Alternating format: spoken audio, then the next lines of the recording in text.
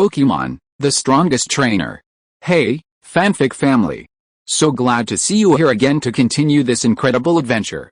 As always, kindly remember, this story is 100% fiction, so don't go looking for dimensional portals in your closet. All rights to this fantastic novel belong to the original author. We're just your humble narrators of epic tales. Are you enjoying the fanfic? Show it by subscribing to our YouTube channel and dropping us a like. And if you're impatient for more exclusive content, our Patreon is your happy place. Chapter 1: Arrival in the Elf World. The sun was shining brightly, the sky clear and cloudless. Golden sunlight streamed down from the azure sky, filtering through layers of swaying green leaves and landing directly on the earth, bringing a gentle warmth. Feng gazed at the swallow-like creature perched atop the shady trees and lost himself in thought. As a Pokémon enthusiast, Feng naturally knew what this swallow-like creature, with its deep blue feathers, pristine white belly, and slightly reddish feathers on its head and neck, was. It was the Hoenn region's native bird, the proud swallow. Feng took a deep breath and pinched his arm. Only after feeling a slight pain did he slowly regain consciousness. Hiss, this is real, I've truly entered the Pokémon world. That voice didn't lie to me. If Feng hadn't experienced this firsthand, truly entering the world of elves, he would never have believed such a farce. The world was shaken, and a new dimension arrived. The elf world is about to merge with Blue Planet, and numerous elves will soon descend upon the planet. Feng and his companions have entered the elf world ahead of time, contributing to the fusion through their efforts. Feng knows that a new era may have begun. To survive this turbulent era, he must wield immense power. And that power is his own elves. The thought of this filled Feng with both trepidation and excitement. The trepidation stemmed from the numerous horrific legends hidden within this world, along with the existence of various dark organizations. A single misstep could lead to immediate death. The excitement stemmed from the lack of information on Blue Planet regarding Pokémon. As a time traveler from Earth, Feng retained some relevant information, which could be the key to his rise to power. Just as Feng was lost in thought, a mechanical voice suddenly reached his ears. Its voice was cold and emotionless, instantly drawing Feng back to his senses. Ding. Pokémon World Data Collection complete. System template assignment begins. This privilege grants Blue Star access to the Pokémon world, intended to bridge the gap between Blue Star and the Pokémon world. After all, the current state of Blue Star compared to the Pokémon world is like the difference between a firefly and the bright moon. If Blue Star isn't given preferential treatment, with the current state of the Pokémon world, there's no need to send out a champion. Perhaps all the gym leaders working together could easily crush the entire Blue Star. Therefore, this period of time between world fusions is time for Blue Star to develop. Whether it can catch up remains uncertain. Once the world fusion is complete, this privilege will be revoked. For now, the entire Pokémon world is a virtual, oversized online game for people like Feng from Blue Star. Suddenly, as if a thought struck Feng, he silently asked, "System, how can we promote the fusion of the worlds?" Ding. By completing system-assigned tasks, we can increase the fame of the world legends and accelerate the fusion of the two worlds. Hearing this, Feng slowly nodded. Just when he thought the system wouldn't give him any trouble, a mechanical voice suddenly echoed in his ears, instantly shattering his illusions. Ding. Congratulations to the host for receiving the legendary quest, Become the Pokémon Master. Quest time, unlimited. Requirement, become the strongest trainer in the Pokémon world and raise your handheld Pokémon to legendary. Quest reward, unknown. Quest levels are normal, excellent, elite, epic, and legendary. Feng's mouth twitched. Is this really that tough? Starting off with such a difficult quest, he felt like it was a bit of an eternity. For a moment, he froze, silent for a long moment. After a long moment, Feng slowly regained his composure. He looked at the freely playing proud swallow and shook his head. No matter how many thoughts he had in mind, the most important thing right now was to obtain his initial Pokémon so that he could slowly plan for other existences. The real Pokémon world is not just about the truth, goodness, and beauty depicted in anime. It harbors a deep well of blood and darkness. Feng cautiously groped his way along the newly cleared path, keeping a constant eye on the roadside, fearing a wild Pokémon might suddenly dart out and attack him. He wasn't the physique of a true rookie like Satoshi. With his physique, even the slightest collision would likely cause him to vomit blood. Where on earth is this place? Feng couldn't help but mutter as he continued along the Alliance-cleared path. Although he knew he was in the Hoenn region, it was vast. So, he had no idea where in Hoenn he was. After walking for over 10 minutes, he finally found a signpost. The signpost was tattered, showing its age. Weathered by the elements, the writing had faded. If Lu Feng hadn't strained to decipher it, he wouldn't have been able to discern what was written on it. Lu Feng's mind wandered to the number 101 on the road sign. With a slightly quizzical expression, he surveyed his surroundings, his mind racing with relevant information. If he remembered correctly, Route 101 should be near Weebay Town, right? This was the starting point for the protagonists of the Ruby, Sapphire, and Emerald games. Just as he was lost in his memories, a distant cry for help rang out, bringing a strange look to Lu Feng's already suspicious face. "No way," Lu Feng murmured, hesitantly, looking towards the source. He pondered for a moment, then heard the cries grow increasingly urgent. A sudden decision came to his mind, and he hurried towards the source. As Lu Feng approached the source, he slowly stopped. 5 meters away, he saw 3 puppies-like Pokémons huddled around a tree, barking and purring.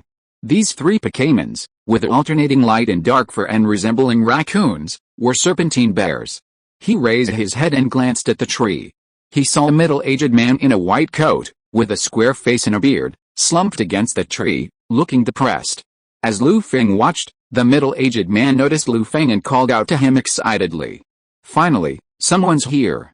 I'm Dr. Adamaki, little brother. Help me." As Dr. Adamaki's voice fell, a system notification suddenly rang in Lu Feng's mind, and a new task appeared before him. Chapter 2 Famous Scenes from the Gem Edition game. Ding! Congratulations to the host for receiving the elite mission. Help Professor Adamaru escape the zombie bears. Mission time, 1 hour. Requirement, defeat all zombie bears and rescue Professor Adamaru. Mission reward: 1 starter Pokemon, Pokemon World Resident card, detection skill. Penalty for failure: Professor Adamaru's favorability decreases, and he cannot obtain Pokemon for 3 days. Lu Feng's clear eyes lit up as the system beeped. Wasn't this a famous scene from the Gem Edition game?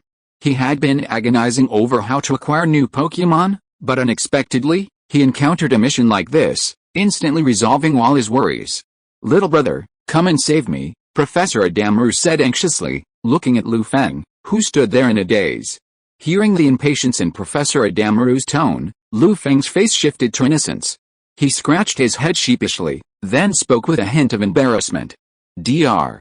Odawara, my name is Lu Feng. I want to help you too, but I don't have a Pokemon yet, and I can't beat these serpentine bears." How could this happen? Odawara didn't expect that someone would run into the wild without a Pokemon, and he couldn't help but be stunned. But when he saw the serpentine bears under the tree constantly hitting the tree, the whole tree was shaking violently and began to shake, and his face became more panicked. He thought for a while, looked at Lu Feng deeply, and then looked at the briefcase on the ground. For some reason, an idea suddenly came to his mind. He relaxed his frown, then pointed to the bushes on the side where there was a briefcase, and he shouted directly to Lu Feng. "Brother, there are 3 Pokemon in that briefcase. I just received them from the Alliance.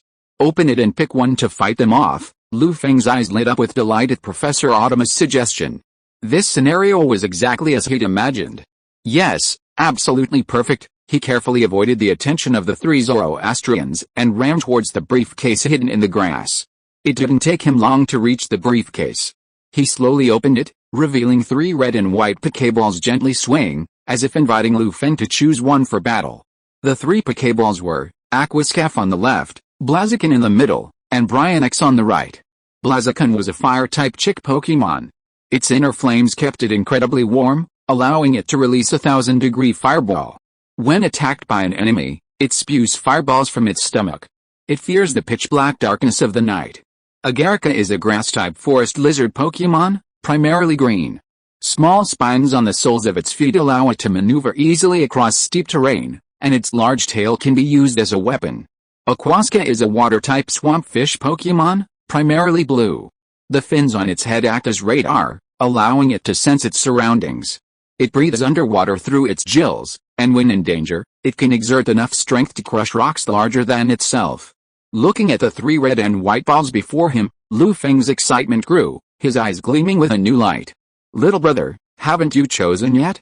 I can't hold on any longer." Just as Lu Feng was contemplating which Pokemon to choose, Professor Otaki's voice rang out again, a hint of dissatisfaction in his tone. Professor, I'll be right there. Please hold on a little longer, Lu Feng hurriedly addressed Professor Otaki, trying to calm him down. Professor Adamaki felt a slight sense of relief upon hearing this. As if a thought had occurred to him, he quickly said to Lu Feng, "There's a Pokédex in the briefcase. If you don't know what skills a Pokémon has, you can use it to look them up." Lu Feng's eyes flickered as he took the Pokédex in his hands, then took a deep breath and began to think rapidly. He knew time was running out and he had to make a decision quickly, or else the mission might be ruined. After all, the battle would take some time. Finally, Lu Feng's eyes settled on Squirrel's Pokéball and he solemnly took it out. Squirrel's final evolution is Swampert, with superior water and ground resistance, capable of both attack and defense, making it a jack of all trades for the team. Although it's 4 times weak to grass, with ice-type skills like Freeze Beam, its weaknesses are minimal. Not to mention, Swampert can also Mega Evolve, further boosting its overall strength. Gazing at Professor Adamaki, still struggling in the tree, filled with resentment, and the 3 Serpentines staring eagerly below, Lu Feng tossed his Pokéball without a second thought. "Squidward, it's you." The Pokéball cracked, a flash of red light revealed, and a tiny blue swamp Pokémon with a fin on its head appeared before Lu Feng. Squidward chirped cheerfully, gazing directly at Lu Feng with a hint of affection, as if thanking him for choosing it. At that moment, their eyes met, and Lu Feng and Squidward exchanged glances. Curious about the world, Squidward trotted over to Lu Feng's leg and gently touched him with its fin, as if expressing its joy. Lu Feng looked down at Squidward, noticing a hint of moisture in the air around him, and a thoughtful expression crossed his face. Lu Feng pointed the Pokédex at Aquascaping. With a ding, Aquascaping's information appeared: name, Aquascaping, gender, attribute, water, ability, torrent. When a Pokémon with Torrent's HP is below 1/3, the power of its water-type moves is multiplied by 1.5. Moisture, as long as a Pokémon with a moisture ability is present, both Pokémon's self-destruct, Big Bang, and Big Headshot abilities will fail. The detonation ability will not activate, and the moisture ability does not affect the effects of dust. Classification: Swampert Pokémon, Level 6, Qualification, Near Elite, Skills, Crash, Roar, Mud Throw, Primal Force, Inherited, Tidal Wave, Inherited, Avalanche, Inherited. Qualifications are categorized as Beginner, Normal, Elite, Gym, Near Elite, Elite, Champion, and Legendary. Lu Feng glanced at the Pokédex in his hand. Seeing the information about Squidward, he couldn't help but nod. 3 inherited abilities must have been inherited from Lapras for many generations. And with near elite qualification, it truly was worthy of being a starter Pokémon from the Alliance. "Squidward, attack," Lu Feng said softly to Squidward, looking at the 3 eager serpents, with a touch of tenderness. "Madhshwayui," called out, staring at the 3 serpentine bears in front of him with a fighting look in his eyes, his momentum high. Chapter 3 Mission completed, World Announcement. Jigu. The 3 serpentine bears sensed the fighting spirit of the water-leaping fish, and as if they had a premonition of something, they quickly left Dr. Adamaki and focused their attention on the water-leaping fish. The leader of the serpentine bears shouted to his 2 younger brothers with a hint of command. In an instant, the 3 serpentine bears separated and approached the water-leaping fish in an outflanking and pincer attack. They pounced, their bodies soared into the air, and rushed straight towards the water-leaping fish. Water-leaping fish, pay attention to their movements and avoid the attacks of the serpentine bears. Lu Feng's words sounded at the right time, and he gave orders directly to the water-leaping fish. When the 3 serpentine bears were about to collide with the water-leaping fish, the fins on the top of the water-leaping fish's head trembled unconsciously, like a detection radar, guiding the water-leaping fish to avoid the attack of the serpentine bears. Water-leap fish, use Tidal Whirl to bind these 3 serpentine bears, and then defeat them one by one. Lu Feng's gaze was as calm as water as he slowly gave the corresponding instructions, directing the water-leap fish to attack. "Malha!" the water-leap fish cried out, as if responding to Lu Feng.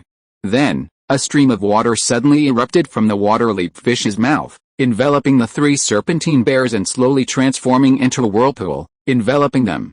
Within this whirlpool, countless surging currents formed a small cage, binding the 3 serpentine bears in place. The 3 serpentine bears stared at the whirlpool before them, feeling their strength dwindle. They began to grow restless and slammed into the whirlpool cage, attempting to escape its grip. Seeing this, Feng quickly called out to the water-leaping fish, "Water leaping fish, use your primal power on the serpentine bears." As his words fell, the power of the earth gathered in front of the water-leaping fish, slowly forming a massive rock. It then crashed directly into the 3 serpentine bears in the whirlpool. The 3 serpentine bears had just escaped the whirlpool's restraints, and before they could react, they were struck by the massive rock. Their eyes turned into mosquito coils, instantly rendering them incapable of combat. With the experience provided by the 3 serpentine bears, the water-leaping fish instantly reached level 8, a significant boost in strength. Ding. First battle completed, orange fruits 10, thanks for your hard work, water-leaping fish. Feng gently stroked the water-leaping fish with his hand, a hint of a smile on his face as he praised it. Well, the water-leaping fish let out a meow of pleasure, circling Feng. After calming the water-leaping fish, Feng set his sights on the 3 snake-striped bears. He pondered for a moment, then, with steady steps, approached them. He rummaged through the bears' bodies, and suddenly, 3 items appeared in his hand, a golden bead and 2 orange fruits. Looking at the 3 items in his hand, Feng nodded slightly. As he expected, the 3 snake-striped bears all had the scavenging ability and were carrying some items. Then, seeing that he couldn't find anything, Feng turned his attention to Dr. Otomuki's position and, with a water-leaping fish, slowly approached him. "Doctor, I've defeated the snake-striped bears. You can come down now," he said to Dr. Otomuki from the tree. A slight smile on his face. "Huh?" Dr. Otomuki breathed a sigh of relief at Feng's words, then slowly descended from the tree with remarkable skill.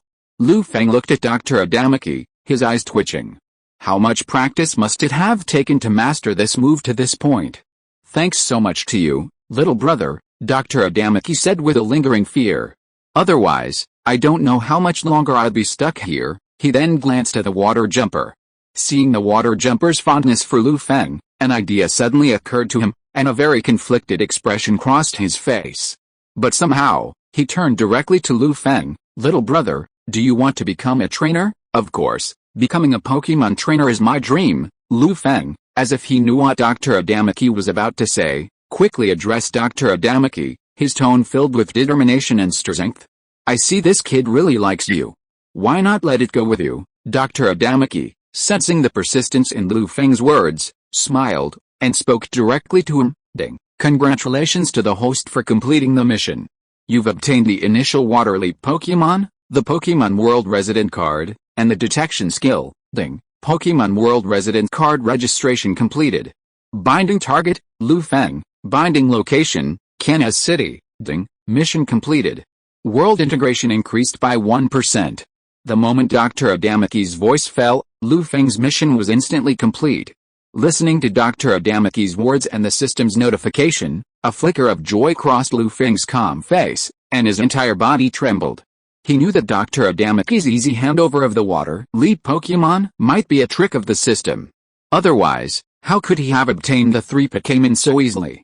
These Pokémons are strictly controlled by the Alliance. Only citizens who consistently pay taxes and have a clean record of their wealth could obtain them. Someone like Feng was merely relying on the system's help. Without the system's power, even ordinary Pokémons, let alone the 3 Pokémons, wouldn't have been able to obtain them. "Thank you, Doctor. I will definitely train the water-leaping fish well," he looked at Dr. Otomuki and said firmly, as if making a promise. Then, he turned his head and looked at the water-leaping fish in front of him. He took a deep breath and said solemnly, "Water-leaping fish, thank you for your guidance in the future." Well, the water-leaping fish's eyes curved into crescents, and with a hint of smile, it responded to Feng. "Ding. Congratulations to the host for being the first to obtain a starting Pokemon.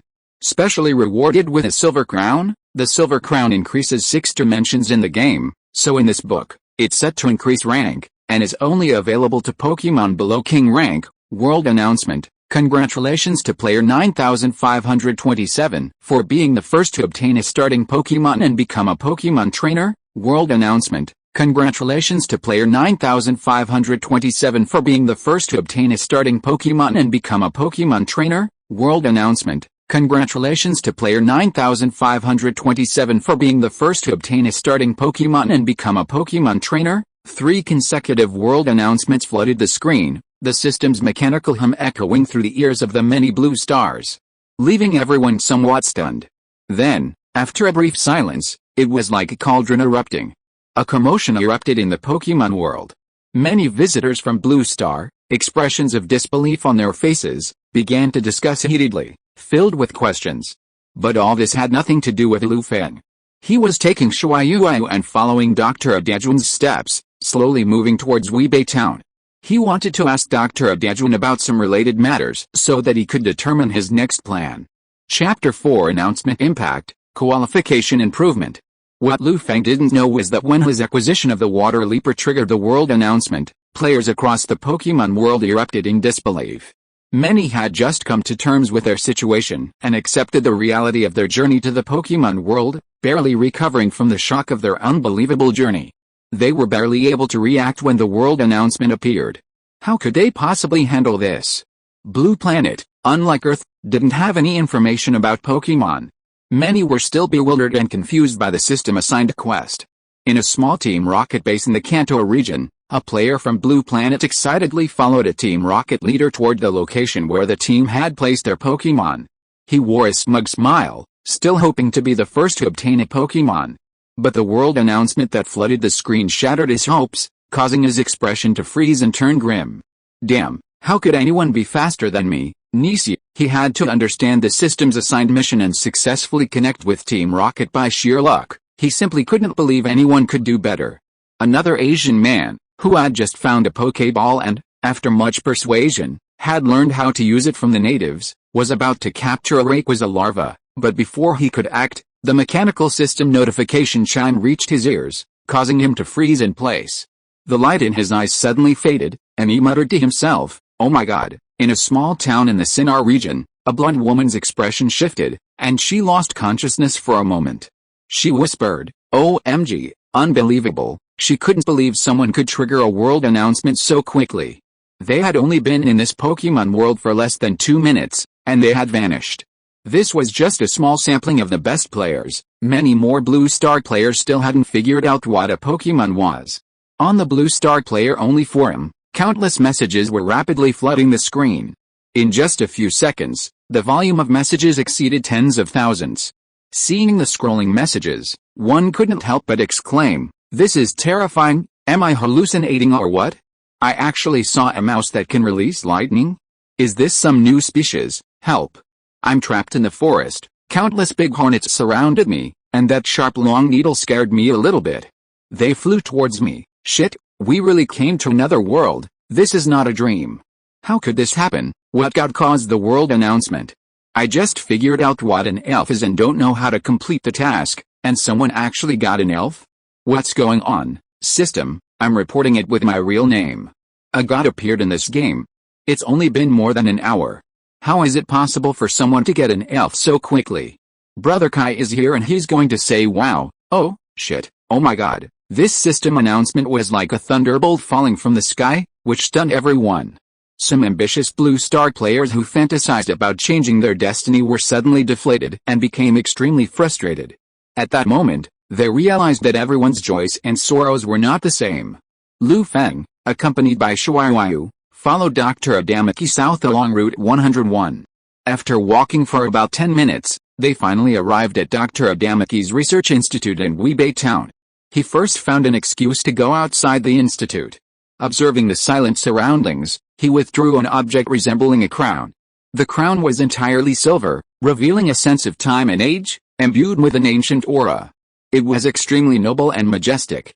Lu Feng's gaze fell on the silver crown, carefully rubbing it. Silver crown can enhance a spirit's innate aptitude, breaking the constraints of existing aptitude, only for spirits at or below the Heavenly King level. The silver crown can only enhance the aptitude of spirits below the Heavenly King level. Then, wouldn't a higher level golden crown be able to elevate a Heavenly King to champion? As he read the system's description, Lu Feng's mind raced, countless thoughts slowly flowing through his mind. Lu Feng pondered for a moment, then placed the silver crown on the water-leaping fish's head. The water-leaping fish, bearing the silver crown, let out a confused look, unsure of Lu Feng's intentions. But Lu Feng didn't respond. Instead, he watched quietly, his expression intensely serious. As he watched, The ancient silver crown transformed into a brilliant ray of light and sank directly into the water-leaping fish's body. The silver light was so dazzling that it completely engulfed the water-leaping fish, leaving no trace. A moment later, when everything had calmed down, Feng checked the water-leaping fish's condition again and discovered that its aptitude had indeed risen to the Celestial King level. This filled him with great satisfaction. Aptitude determines the upper limit of a Pokémon's abilities. As long as the water-leaping fish continued to grow steadily, it would eventually reach the Celestial King level. However, this didn't mean that Pokémon with inferior aptitude and race stats were hopeless. Through the training of the trainer and the help of various props, it is still possible to reach an unimaginable height, even comparable to the gods. Don't you see, Sakaki's Beedrill, and Gulio's messenger bird and little boar, aren't they a living example? Of course, this kind of thing is ultimately a minority, and it is rare for some individual cases to appear, but there is always some hope. The water jump fish seemed to feel the changes in itself, and with a bit of excitement, it ran to Feng's legs and kept rubbing against it, as if to thank Feng for his help. Feng gently stroked the water jump fish with his hand, with a soft look in his eyes, and then took the water jump fish to Dr. Adamaki's research institute.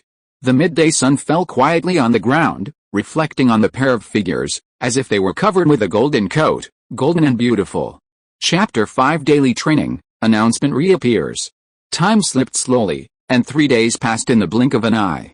More and more Blue Star players, through their own hard work and various chance encounters, began to acquire their own starter Pokémon, becoming rookie trainers. Every day, players shared their Pokémon acquisition stories on the forums, sparking envy and jealousy among those who hadn't yet acquired one. Large-scale Versailles scenes unfolded one after another on the forums. During these 3 days, Feng led Aquajumper to ravage the Pokémons around Weebay Town, increasing its power through battles. In the process, he collected a wealth of valuables, including berries, gold beads, and several low-quality evolution stones. These, gathered from the Serpentine's lair, were a delight. Selling the gold beads and some unused evolution stones instantly alleviated his financial burden, allowing him to purchase the items he desired. After 3 days of fighting, Aquajumper had reached level 15, just one level away from reaching level 16 and undergoing its first evolution. But Feng wasn't rushing to raise its level. Instead, he focused on training its skill proficiency. The reason for this was that the world announcement for its first evolution had already been received by a player who had captured Metapod. Unexpectedly, the player, with a single Pokéball, captured Metapod, which then evolved directly into Butterfree, catching Feng off guard. However, there was nothing he could do. After all, the evolution cycle for insect Pokémon is indeed short, so the player receiving this world announcement was to be expected. At that moment, in an open space outside Weebay Town, Feng was training his skills with Aquasca. While the system could easily boost a Pokémon's power, mastering a skill wasn't simply a matter of leveling up, it required continuous training. Feng remembered that players on Blue Star could use the system to boost their Pokémon's power, but only during the World Fusion period. After the World Fusion, this benefit would be eliminated. Leveling up is relatively easy now, and there's still plenty of time. However, if you haven't mastered your skills deeply, you'll eventually regret it. Although the Pokémon world has become digital, it's still a real world. Therefore, there's no such thing as a 100% hit rate, every skill has its chances of missing. Can you imagine throwing a skill and constantly missing? This is due to Pokémon's lack of mastery of its skills. After 3 days of training, Aquajumper has mastered some of its moves to a relatively high level. Aquajumper, try spinning your water gun to create a water curtain in front of you to protect yourself. Feng earnestly instructed Aquajumper on some techniques, attempting to replicate a special combat technique from his memory to supplement Aquajumper's current defensive capabilities. This technique, invented by Ash during his travels in Sinnoh, is the Retaliation Shield. Leveraging the concentrated power of attacking moves, it creates an effective defensive force, using offense to defend. Sinnoh's Ash was a complete stunner. If it weren't for the screenwriter's plot twist, forcing the inclusion of the legendary Beast Man, he would have likely won the championship long ago. This left Feng feeling somewhat frustrated. He pondered for a moment, shook his head, and then turned his attention back to Squirtle. Under his guidance, Squirtle repeatedly tried to use the water gun, but ultimately couldn't do it the way Feng had described, leaving it feeling somewhat frustrated. Lu Feng gently stroked its dampened body, then fed it an orange fruit to help it recover and offer encouragement. He knew Squirtle wouldn't be able to master it quickly, it would take time to hone its skills. While it could, like the fork-tailed weasel, spin its body to create a water curtain with its water gun, creating a counter-shield effect, Squirtle's final evolution, Swampert, was still a significant speed drawback. Therefore, Lu Feng had no choice but to have Squirtle challenge a higher difficulty mode. After another half-hour of training, Lu Feng noticed that the water leap fish was exhausted, so he stopped it. Training requires a balance of effort and rest. Excessive training can easily cause hidden injuries to Pokemon's body, creating hidden dangers. This was something Lu Feng was constantly mindful of. While not completely eradicating all hidden injuries, it could at least prevent some of the more serious ones. Lu Feng led the water leap fish to a large rock and let it lie on it. Using his still unpracticed massage techniques, he massaged its entire body, relieving its strain and fatigue. While a flicker of pain occasionally crossed the water leap fish's face, it didn't cry out in agony like it had 3 days ago. During this time, not only had the water leap fish improved, but Lu Feng's massage skills had also been steadily improving. It's about time, judging by the time. Time to check in with Dr. Adamaki. After a brief massage, Lu Feng gazed at the research institute on the mountaintop, his gaze growing profound. He slowly walked towards the summit, carrying the now recovered water leap fish with him. During these 3 days, he not only trained the aquascaping fish to its current level, but also obtained the information he sought.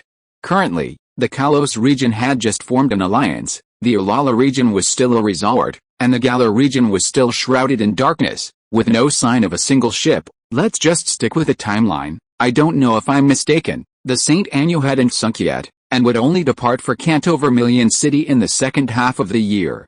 This meant the anime's plot hadn't yet begun, and Satoshi hadn't yet embarked on his journey.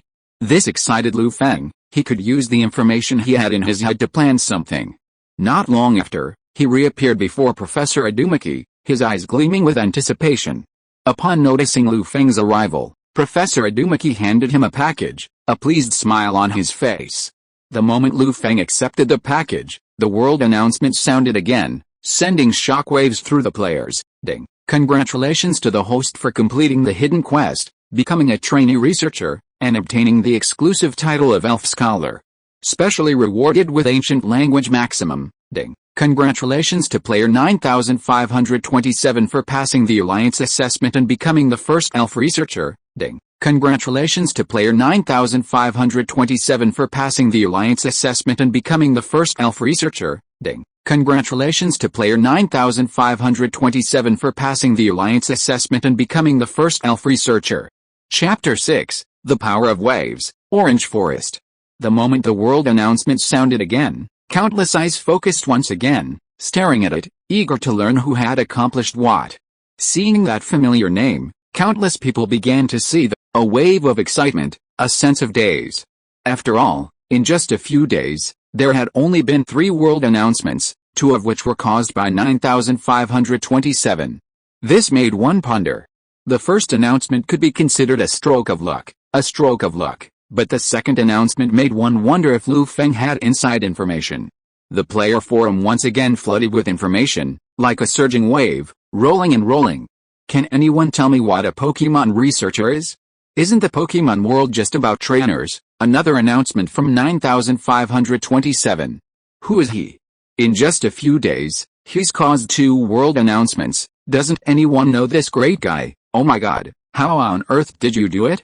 Where can I get my world announcements? SHH, the one who makes the announcements is truly terrifying. Brother 9527, please get in touch. If you have any other way to get world announcements, please name your price. When we get back to Blue Planet, I'll transfer 200 million to your account. Countless people attempted to discover Lu Feng's identity, hoping to obtain relevant information, either by offering him large sums of money or by arguing on the moral high ground to get him to release the relevant information for free. But Lu Feng didn't respond, as he hadn't paid any attention to the information. This disappointed the players who had been waiting anxiously, and they continued to clamor. Of course, even if Lu Feng saw it, he would have only scoffed and ignored it. It was such a time, and anyone with their wits about them wouldn't reveal secret information. After all, this information held the key to the future. Ding. Congratulations to the host for being listed on the world announcement and gaining the power of waveguides. Lu Feng's body trembled involuntarily as the system notification echoed in his ears, his eyes filled with excitement. He had never imagined that a single world announcement would grant him special abilities. Dr. Adamaki glanced at him, assuming he was excited about becoming a trainee researcher. In just 3 days of interaction, he had gained considerable insights from Lu Feng and resolved many of his doubts. Taking advantage of the information gap, Lu Feng slowly shared some of his unpublished research results with Dr. Adamaki. Wasn't it all about obtaining such a status? He knew the special treatment such a status would bring in the elf world. He could also leverage this scholarly status to connect with elf doctors in various regions, facilitating his future plans. Of course, what he revealed were only some insignificant results, otherwise, he wouldn't have been just a trainee researcher. Lu Feng slowly calmed himself down, then looked at Dr. Adamaki, told him about his upcoming trip to Kanto, and bid him farewell.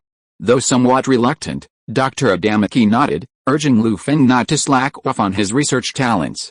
Dr. Adamaki then gave Lu Feng a mission, to deliver certain research materials to Pallet Town and hand them over to Dr. Oak. Ding. Congratulations, host, on receiving an excellent level mission. Deliver research materials. Mission time, 2 weeks. Requirement, safely deliver the materials to Pallet Town and hand them over to Dr. Oak. Mission reward, 3,000 Alliance coins, 3 Super Balls. Penalty for failure, decreased favorability between Dr. Adamaki and Dr. Oak. Lu Feng then headed towards Guchun Town, carrying the water leap fish.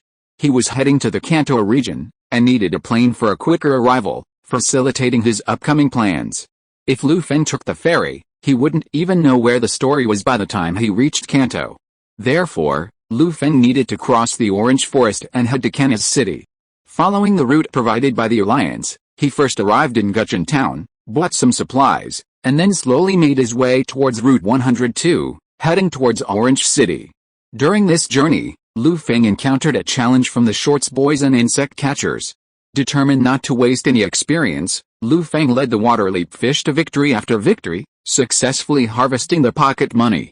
This left an indelible mark on the hearts of the Shorts boys and insect catchers along the way, becoming a legend in the area. Ding. Congratulations to the host for defeating numerous Shorts boys and insect catchers and earning the title Pocket Money Harvester. After a routine battle, a white light suddenly emanated from the water leap fish, obscuring its form. Seeing this, Lu Feng knew that after all this time of training, the water leap fish was about to evolve. As expected, when the white light faded, the figure of the aquajumper vanished, replaced by a marsh Pokémon walking upright. This was the evolved form of the aquajumper, the marsh Pokémon. But unlike ordinary marsh Pokémon, Lu Feng's marsh Pokémon had been carefully nurtured and had reached a height of approximately 1 meter, significantly taller than the average marsh Pokémon's 0.7 meters. It's finally evolved, marsh Pokémon? Congratulations, Lu Feng said brightly, gazing at the marsh Pokémon before him. Tisk marsh Pokémon responded to Lu Feng in a deep voice. Lu Feng first used wave power to sense it. Then used his detect skill to examine marsh Pokémon. Name, marsh Pokémon. Gender, type, water plus ground. Ability, torrent. When a Pokémon with a torrent ability has less than 1/3 HP, the power of its water type moves is increased by 1.5 times. Moisture, as long as a Pokémon with a moisture ability is present, both Pokémon's self-destruct, Big Bang, and Big Headshot abilities will fail.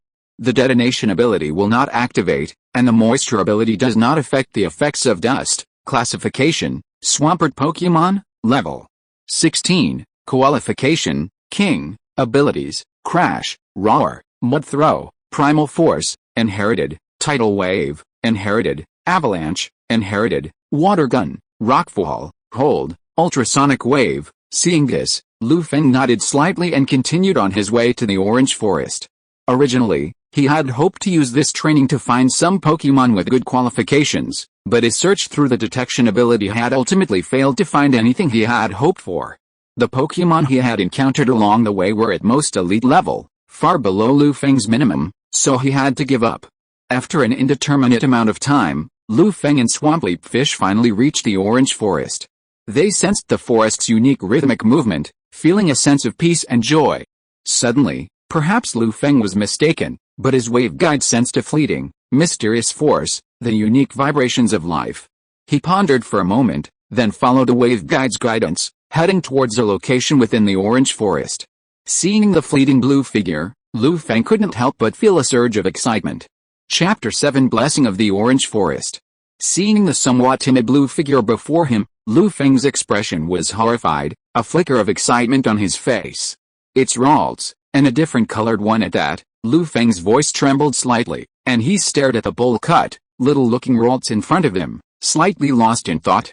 Ralts looked at Lu Feng with some uneasiness, his hands unsteady, appearing extremely nervous. Name, Ralts, shiny, gender, female sign, attribute, super plus demon, ability, copy. When a Pokémon with a copy ability appears, its ability changes to the same as a random Pokémon on the opposing field. Shiny trait, special attack power increased by 100%, category, mood Pokémon, level 12, qualification, champion, skills, telekinesis, call, shadow clone, teleport, meditation, will-o-wisp, inherited, shadow sneak, inherited, black gaze, inherited. After Lu Feng used his detect skill to detect the information about this Ralts, his gaze burned intensely. As a perceptive Pokémon, Ralts could sense good and bad intentions through its antennae.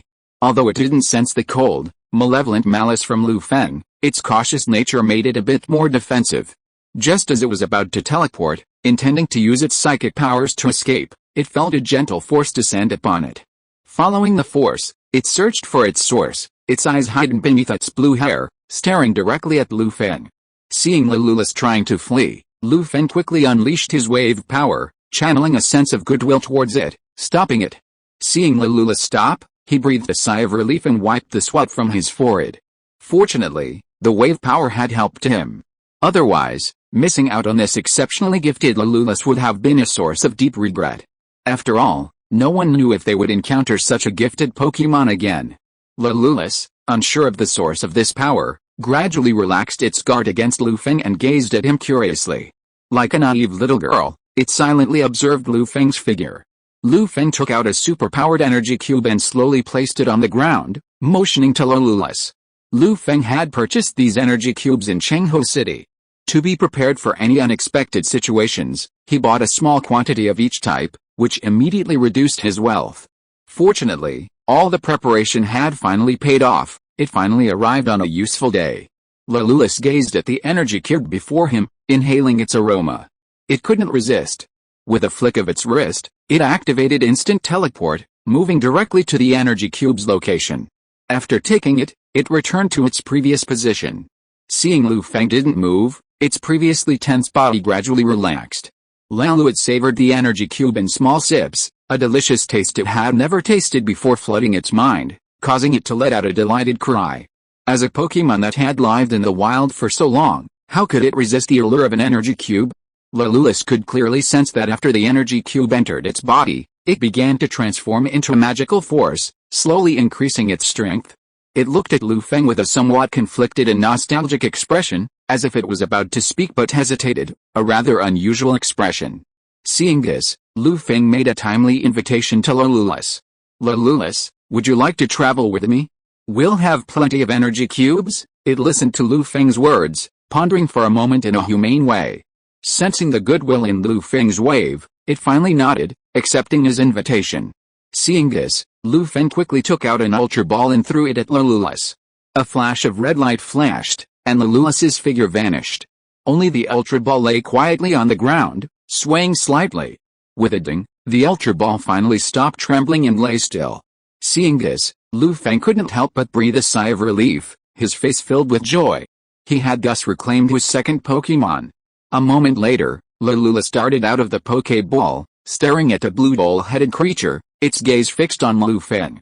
Seeing this, Lu Feng, still unsure of what Leloulas meant, quickly took out his own energy cube and handed it to Leloulas.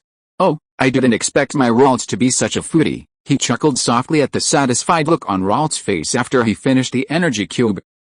A flicker of embarrassment crossed Ralts' face as he listened to Lu Feng's words, and he quickly defended himself. Then, Ralts tugged at his sleeve and led him to a secluded spot on the orange forest. A small shrine appeared before Lu Feng.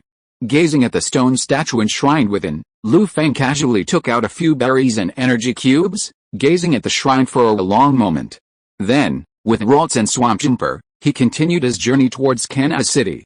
Unbeknownst to him, his actions were being observed by a green figure. The green figure watched Lu Feng's receding form and emitted a shimmering emerald light, immersing itself directly within him.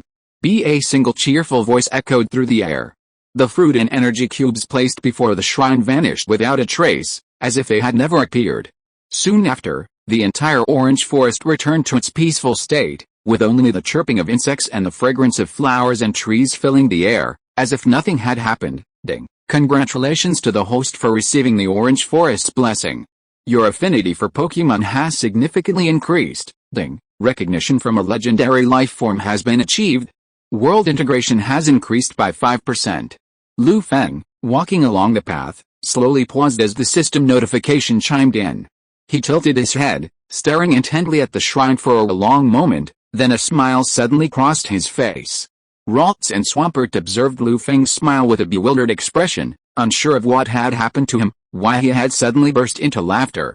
Lu Feng shook his head at the two Pokémon and continued his journey towards Kansas City. He naturally knew who had bestowed upon him this mark. Aside from the legendary creature hidden within the forest, traveling through time, there couldn't have been anyone else. The encounter between life and life itself was truly something to yearn for. If you are listening to this novel on a channel other than Fanfic World, it means it was downloaded and re-uploaded without effort. We warmly invite you to visit our channel, Fanfic World. There you will find the original version of this story and many other novels of various genres. We look forward to seeing you dive into a world of incredible novels. Chapter 8, First Encounter with Xiaozi. After several days of travel, Lu Feng finally arrived in Kansas City. After a brief rest and resupply, he took Ralts and Swampert and boarded a plane to Viridian City, Kanto. After a day and night of flight, Lu Feng finally landed in Kanto. Lu Feng, a trainer from Kansas City in the Hoenn region, set his sights on becoming the strongest Pokémon trainer. With his rookie Pokémon, Swampert, he crossed the ocean to Kanto and began his journey. He first calmed Ralts and placed it in a Pokéball to avoid the attention of Team Rocket, who were hiding in Viridian City. As Team Rocket's headquarters, Viridian City held countless powerful trainers. Perhaps one of the trainers he passed by was secretly a member of Team Rocket. Currently, with his current strength, he simply couldn't resist the encroaching forces of Team Rocket. Even if they sent a captain-level figure, Lu Feng wouldn't be able to stop them. He was well aware of Team Rocket's greed for precious Pokémon, not to mention shiny Ralts, a rare Pokémon like them.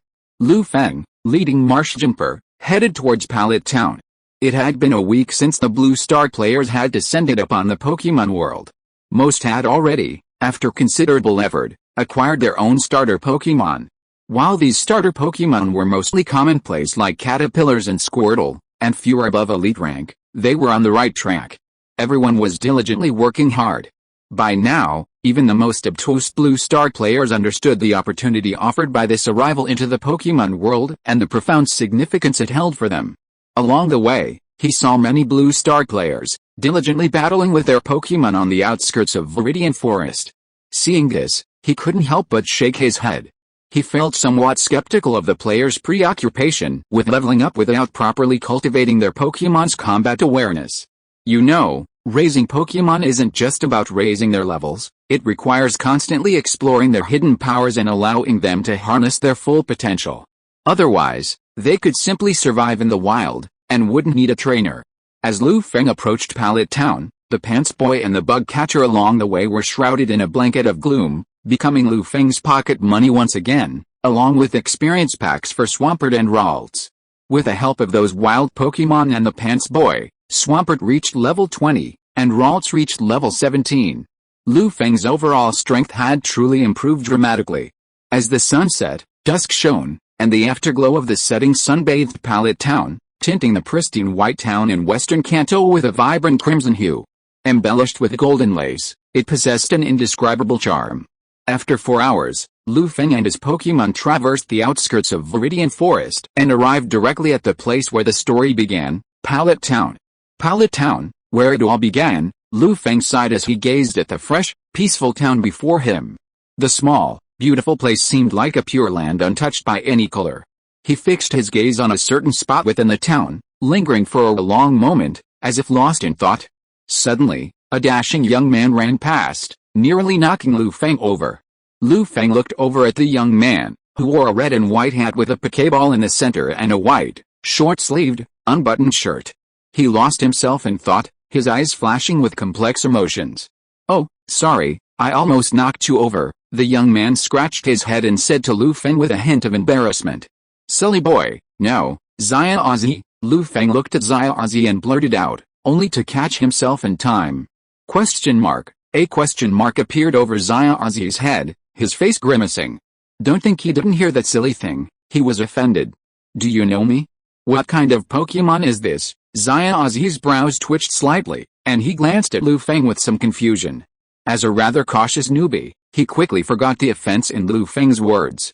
His eyes were drawn to the Marshjump beside Lu Feng, and a mixture of envy and curiosity crossed his face.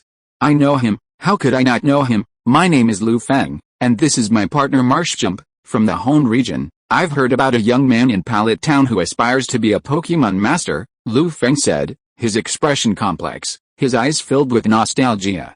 He knew this young man so well. The top 16 player in the Kanto League, the Quartz Conference. Johto League, Silver Tournament quarter-finalist. Hoenn League, Saiyao Tournament quarter-finalist. Sinnoh League, Suzerain Tournament semi-finalist. Unova League, Higaki Tournament quarter-finalist. Kalos League, Meyer Tournament runner-up. Alala League, Monero Tournament champion. After 20 years of journeying, Satoshi, the Super Rookie nicknamed the Master of Reversing Attributes and the Master of Releasing Life, finally achieved the Regional Tournament Championship. He is also the instigator of disasters and a major player in the legendary Beast incident. It's safe to say that Satoshi's strength is there, and he's constantly growing. At his peak, he even managed to temporarily dominate the regional champions. This championship wasn't just the league championship, but the Elite Four. As for why it took him 20 years to achieve the regional tournament championship, it's because he loves switching maps, resetting his level, and then leveling up again. Furthermore, even though the veteran team members are incredibly strong, he still enjoys training new members for competitions. Of course, this could also be the deepest malice of the Ren Hell screenwriter. Lu Feng once had many regrets. But now, looking at Ozzy's envious face, he just wanted to say, "Silly boy, those regional tournaments are so complicated. From time to time, a legendary beast or a water sprayer will appear. What you can't control, I can control. Let me do it. You should wait for the Alala region to establish the Pokemon League, and then go there to be your first champion. Leave your revenge to me." Chapter 9 Heading to the Oak Research Institute. The next day, the morning light was dim and the morning glow was thousands of miles away. After a night's rest, Lu Feng headed towards a certain location in Pallet Town. There was the Research Institute of Professor Oak, who was famous in the Pokemon world, and it was also the most important place in the entire Pallet Town. As Lu Feng continued to move forward, he could clearly notice that many more eyes were on him. After walking for about 10 minutes, Lu Feng finally arrived near the Oak Research Institute, stopped, and waited outside. He did not walk directly to the door of the Oak Research Institute like a fool. Professor Oak was a well-known scholar in the entire Pokemon world, and he was once the champion trainer in the Kanto region. If there was no relevant introduction, who would care about an unknown person? It's like a sassy fan following a celebrity. Do you think the celebrity will give this sassy fan a good face? About half an hour later, Ozzy reappeared. He looked at Lu Feng with an apologetic expression, scratched his head, and apologized. "Lu Feng, I'm sorry. I overslept again." Lu Feng looked at Ozzy's honest face, shook his head helplessly, and waved him off, saying, "It's okay, I just got in. After all, even overslept to collect the starting Pokemon, so this time he was only half an hour late." What else could Lu Feng do? Forgive him, of course. The reason was that he needed Ozzy to convey his purpose so that he could enter the heavily guarded Oak Research Institute. Ozzy was relieved to see that Lu Feng wasn't angry, and volunteered to go to the Oak Research Institute to help Lu Feng convey his purpose to Professor Oak. After Ozzy left, Lu Feng, bored, looked around the open space near the institute. Because Lu Feng had been here for quite a while, he inevitably attracted the attention of many of the other trainers in Pallet Town.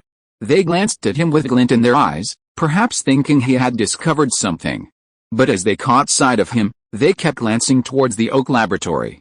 A flicker of derision crossed their faces, then they shook their heads, silently muttering, Another fool with wild ideas. As one of Pallet Town's landmarks, the Oak Laboratory naturally caught the attention of the Blue Star players who stayed there. Many had already attempted to gain entry, but without exception, all had failed. No one could even approach the Oak Laboratory's gates, let alone enter. Lu Feng, possessing the power of wave guidance, could sense the expressions of those around him. Without any explanation, he stood quietly, waiting for Satoshi to return. Suddenly, soft footsteps approached from behind him, gradually approaching his position. Lu Feng's brow furrowed slightly as he slowly turned around, looking at the figure approaching from behind him. It was a strikingly beautiful, fair-skinned Asian girl, with a delicate demeanor that evoked a protective urge. But Lu Feng's gaze was clear, calm and devoid of emotion. Lu Feng's sudden turn left the girl bewildered, like a frightened deer, her mind swirling with anxiety. Lu Feng stared at the girl silently, making no other unnecessary gestures. The girl breathed a sigh of relief at Lu Feng's gesture, her stiff body slowly relaxing. A blush flashed across her face, and she said shyly to Lu Feng, "My friend, you're from Xia, right? Don't wait here. That research institute is beyond our reach." A flicker of surprise crossed Lu Feng's bright eyes as he listened to the girl's words. He then said to the girl, "Thanks for the heads up. I'm just waiting for someone here. You're welcome. My name is Kexen. What's yours?" The girl's face felt a burning sensation after hearing Lu Feng's response, and she stammered. Lu Feng said calmly, telling Kexen his name. Just as Kexen was about to say something, Xiaozi appeared, running towards Lu Feng. Seeing Xiaozi's calm demeanor, not even a breath away, Lu Feng's eyelids fluttered. Such physical fitness, worthy of a true rookie. "Lu Feng, the doctor, please go up." Upon hearing this, Lu Feng bid Kexen farewell and followed Xiaozi to the Oak Research Institute. The Blue Star players still lingering nearby saw this scene, their pupils shrinking slightly, their mouths slowly opening, their faces filled with shock, a blush tinged with confusion. They didn't expect that Lu Feng had the ability to walk into the research institute that countless people couldn't get close to, and they couldn't help but fall silent. Some of the players couldn't help but flicker their eyes, and as they watched Lu Feng's figure gradually move away, they revealed meaningful expressions. Kexen looked at Lu Feng's departing back, and then thought about the reminder just now. Her face became redder, and she wanted to find a crack in the ground to crawl into. Lu Feng, who had already followed Xiaozi into the Oak Research Institute, naturally didn't know how much shock his action had caused among those players. At this moment, he was communicating with an old man in a white coat, with gray hair and wrinkles all over his face. This old man was naturally Professor Oak. He slowly handed the information that Dr. Adamaki had given him to Professor Oak. Ding. "Congratulations to the host for completing the mission. Earn 3,000 Alliance coins and 3 Super Balls. Ding. Mission completed. World integration increased by 0.5%. A beep suddenly chimed in his ear, but Lu Feng had no time to respond. Instead, he consulted Professor Oak, seeking advice on Pokémon knowledge. During their conversation, Lu Feng offered insights and slowly guided Professor Oak, earning him even more respect, believing him to be a rare talent among researchers. Over 3 hours later, Lu Feng slowly emerged from the Oak Research Institute, his face beaming. This time, he had not only completed Professor Adamaki's assignment, but had also made the acquaintance of a leading figure like Professor Oak. After their brief exchange, he had gained a great deal, becoming even more adept at Pokémon training. Suddenly, as if sensing something, Lu Feng's expression darkened, and he glanced around him, imperceptibly. Through the exploration of wave power, he discovered a lot of Senhun's malicious intent, which was now falling fiercely on him. Then, without looking back, Lu Feng walked towards the location of the evergreen forest. Chapter 10 Cleaning Up the Stalkers. Lu Feng slowly walked into the Viridian Forest, arriving at a sparsely populated area on the outskirts. He tilted his head and spoke behind him, "We've been following you for so long, why aren't you coming out yet?" As his voice trailed off, 5 or 6 figures slowly emerged from the previously empty Viridian Forest's periphery. They gazed at Lu Feng's back, their eyes blazing with intense greed. "What on earth do you want to do, having followed me for so long?" Lu Feng asked coldly, devoid of a trace of warmth. The men exchanged glances, and the leader, with a false smile, slowly addressed Lu Feng. "My friend, we brothers are mainly interested in finding out how you gained access to that research institute. Of course, we won't let you get away with it. We'll buy you this information with Alliance coins." What do you think? Despite the smiles on their faces, a glint of danger was evident in their eyes. Hearing their broken Xia dialect, Lu Feng suddenly understood, these men weren't from Great Xia. Tisk, how many alliance coins are you willing to give for my information? Lu Feng chuckled, seemingly having thought of something, and asked the group with a playful air. If possible, we'll offer 500 alliance coins for your information. What do you think? The leading man, assuming Lu Feng was intimidated, blurted out his offer. 500 alliance coins? That's a lot of money. I don't think it's that much, Lu Feng said with a sneer. The 5 men blocking the way, hearing Lu Feng's words, naturally sensed the disdain in his tone, and their anger boiled over, their tempers flaring. They stared at Lu Feng intently, then released their Pokémon, surrounding him in the Viridian Forest. These Pokémon were of average caliber, like Spearow and Grasshopper, the strongest being a level 25 toucan. I'll give you one more chance. Tell me everything you know, or I can't guarantee what will happen. The leading man gave Lu Feng a cold look, his tone filled with impatience, as if he had torn off his hypocritical mask, no longer the same. The others, listening to the man's words, stood behind him, their eyes red as they stared at Lu Feng. Lu Feng couldn't help but laugh at the man's words. What? Are you ready to fight? He then tossed a Pokeball, and Swampert appeared before him. So what if there are so many Pokémon?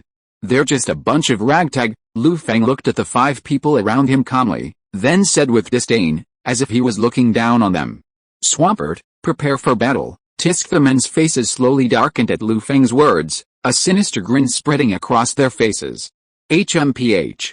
You ungrateful fellow, all of you, come on, knock that Pokémon down. As the voices of several people fell, those Pokémons rushed directly towards the Swampert. The Spearow and the Toucan used their sharp claws to grab the Swampert, while several walkers used all their strength to charge towards the Swampert. Seeing this scene, Lu Feng couldn't help but shake his head, looking at those people with pity.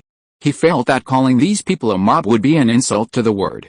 They didn't even know what skills their Pokémon had. Although there was no Pokémon information on Blue Star, after all, they had been in the Pokémon world for more than a week.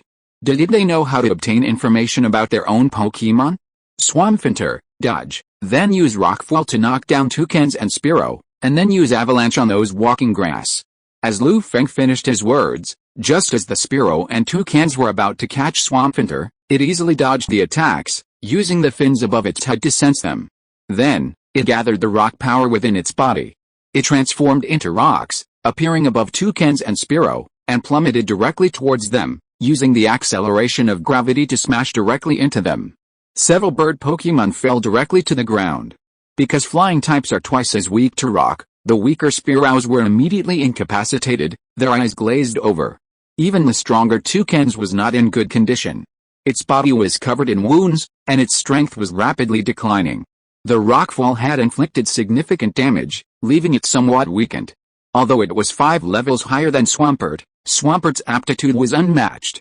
Add to that its mastery of skills in the trainer's command, and how could it possibly be a match for Swampert? Then, Swampert used its avalanche ability directly on several slithering grasses. A shimmering icy aura swept through the surroundings, causing the slithering grasses to tremble. Submerged in the avalanche, they followed the Spearow's footsteps and immediately lost their ability to fight. The men surrounding Lu Feng were filled with disbelief at this scene, their faces gradually becoming panicked.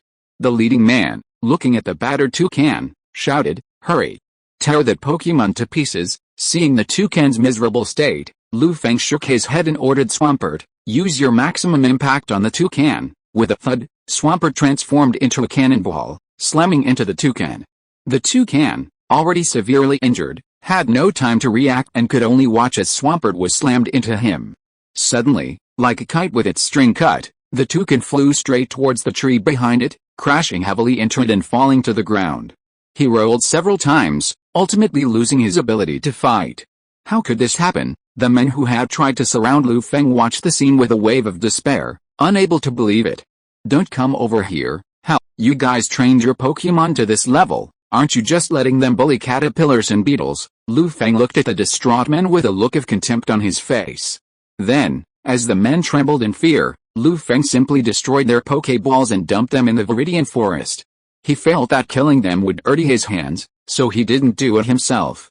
As for whether they could get out of the Viridian Forest alive, That was not Lu Feng's concern. If he remembered correctly, leaving the Viridian Forest would pass by the Beedrill's habitat. Chapter 11 Forest Training, Kirlia.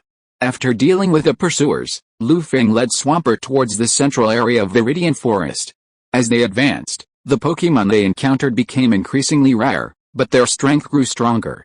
This wasn't hard to understand. Powerful Pokémon possessed a strong sense of territory, and weaker Pokémon were relegated to the periphery. Lu Feng surveyed his surroundings before releasing Ralts. The little girl with the blue bowl-cut hair looked at him angrily, as if blaming him for keeping it in the Pokéball for so long.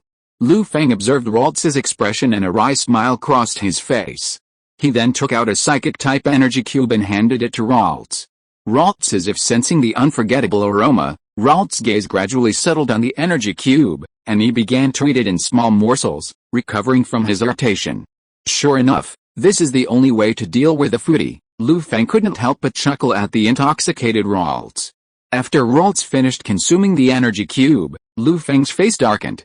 He addressed Swampert and Ralts. "Alright, let's get started on our training." Swampert and Ralts looked Lu Feng in the eye and nodded slowly. "Next, Swampert, continue training your skills, especially practicing Repulsive Shield, and strive to master it." Ralts, on the other hand, needs to meditate to strengthen his psychic power and achieve even greater improvements in his skills and moves. Lu Feng pondered for a moment before assigning the two Pokémon their tasks. Lalu, Tisk, followed by two voices. Swampert and Ralts selflessly completed their assigned tasks. Lu Feng silently observed the two Pokémon working hard, then slowly closed his eyes, began to sense his own wave power, and slowly practiced. As time passed, 5 days flew by. In a clearing in the middle of Viridian Forest, Lu Feng was commanding Ralts against a powerful scythe. Ralts, use telekinesis to bind scythe, then use Will-O-the-Wisp. With a single command, a powerful telekinesis suddenly erupted from Ralts, enveloping scythe and transforming into an invisible pressure that descended directly upon it. After 5 days of training, Ralts' strength had vastly improved. Meditation boosted its psychic abilities, and with constant training, its mastery of skills and techniques had become increasingly refined. Coupled with its inherent flash trait, its special attack abilities received a 100% boost. How could a level 23 Scythe resist such immense telekinesis? Scythe's body, controlled by Ralts' telekinesis, was lifted directly into the air. A flicker of pain crossed its face, the damage caused by the telekinesis.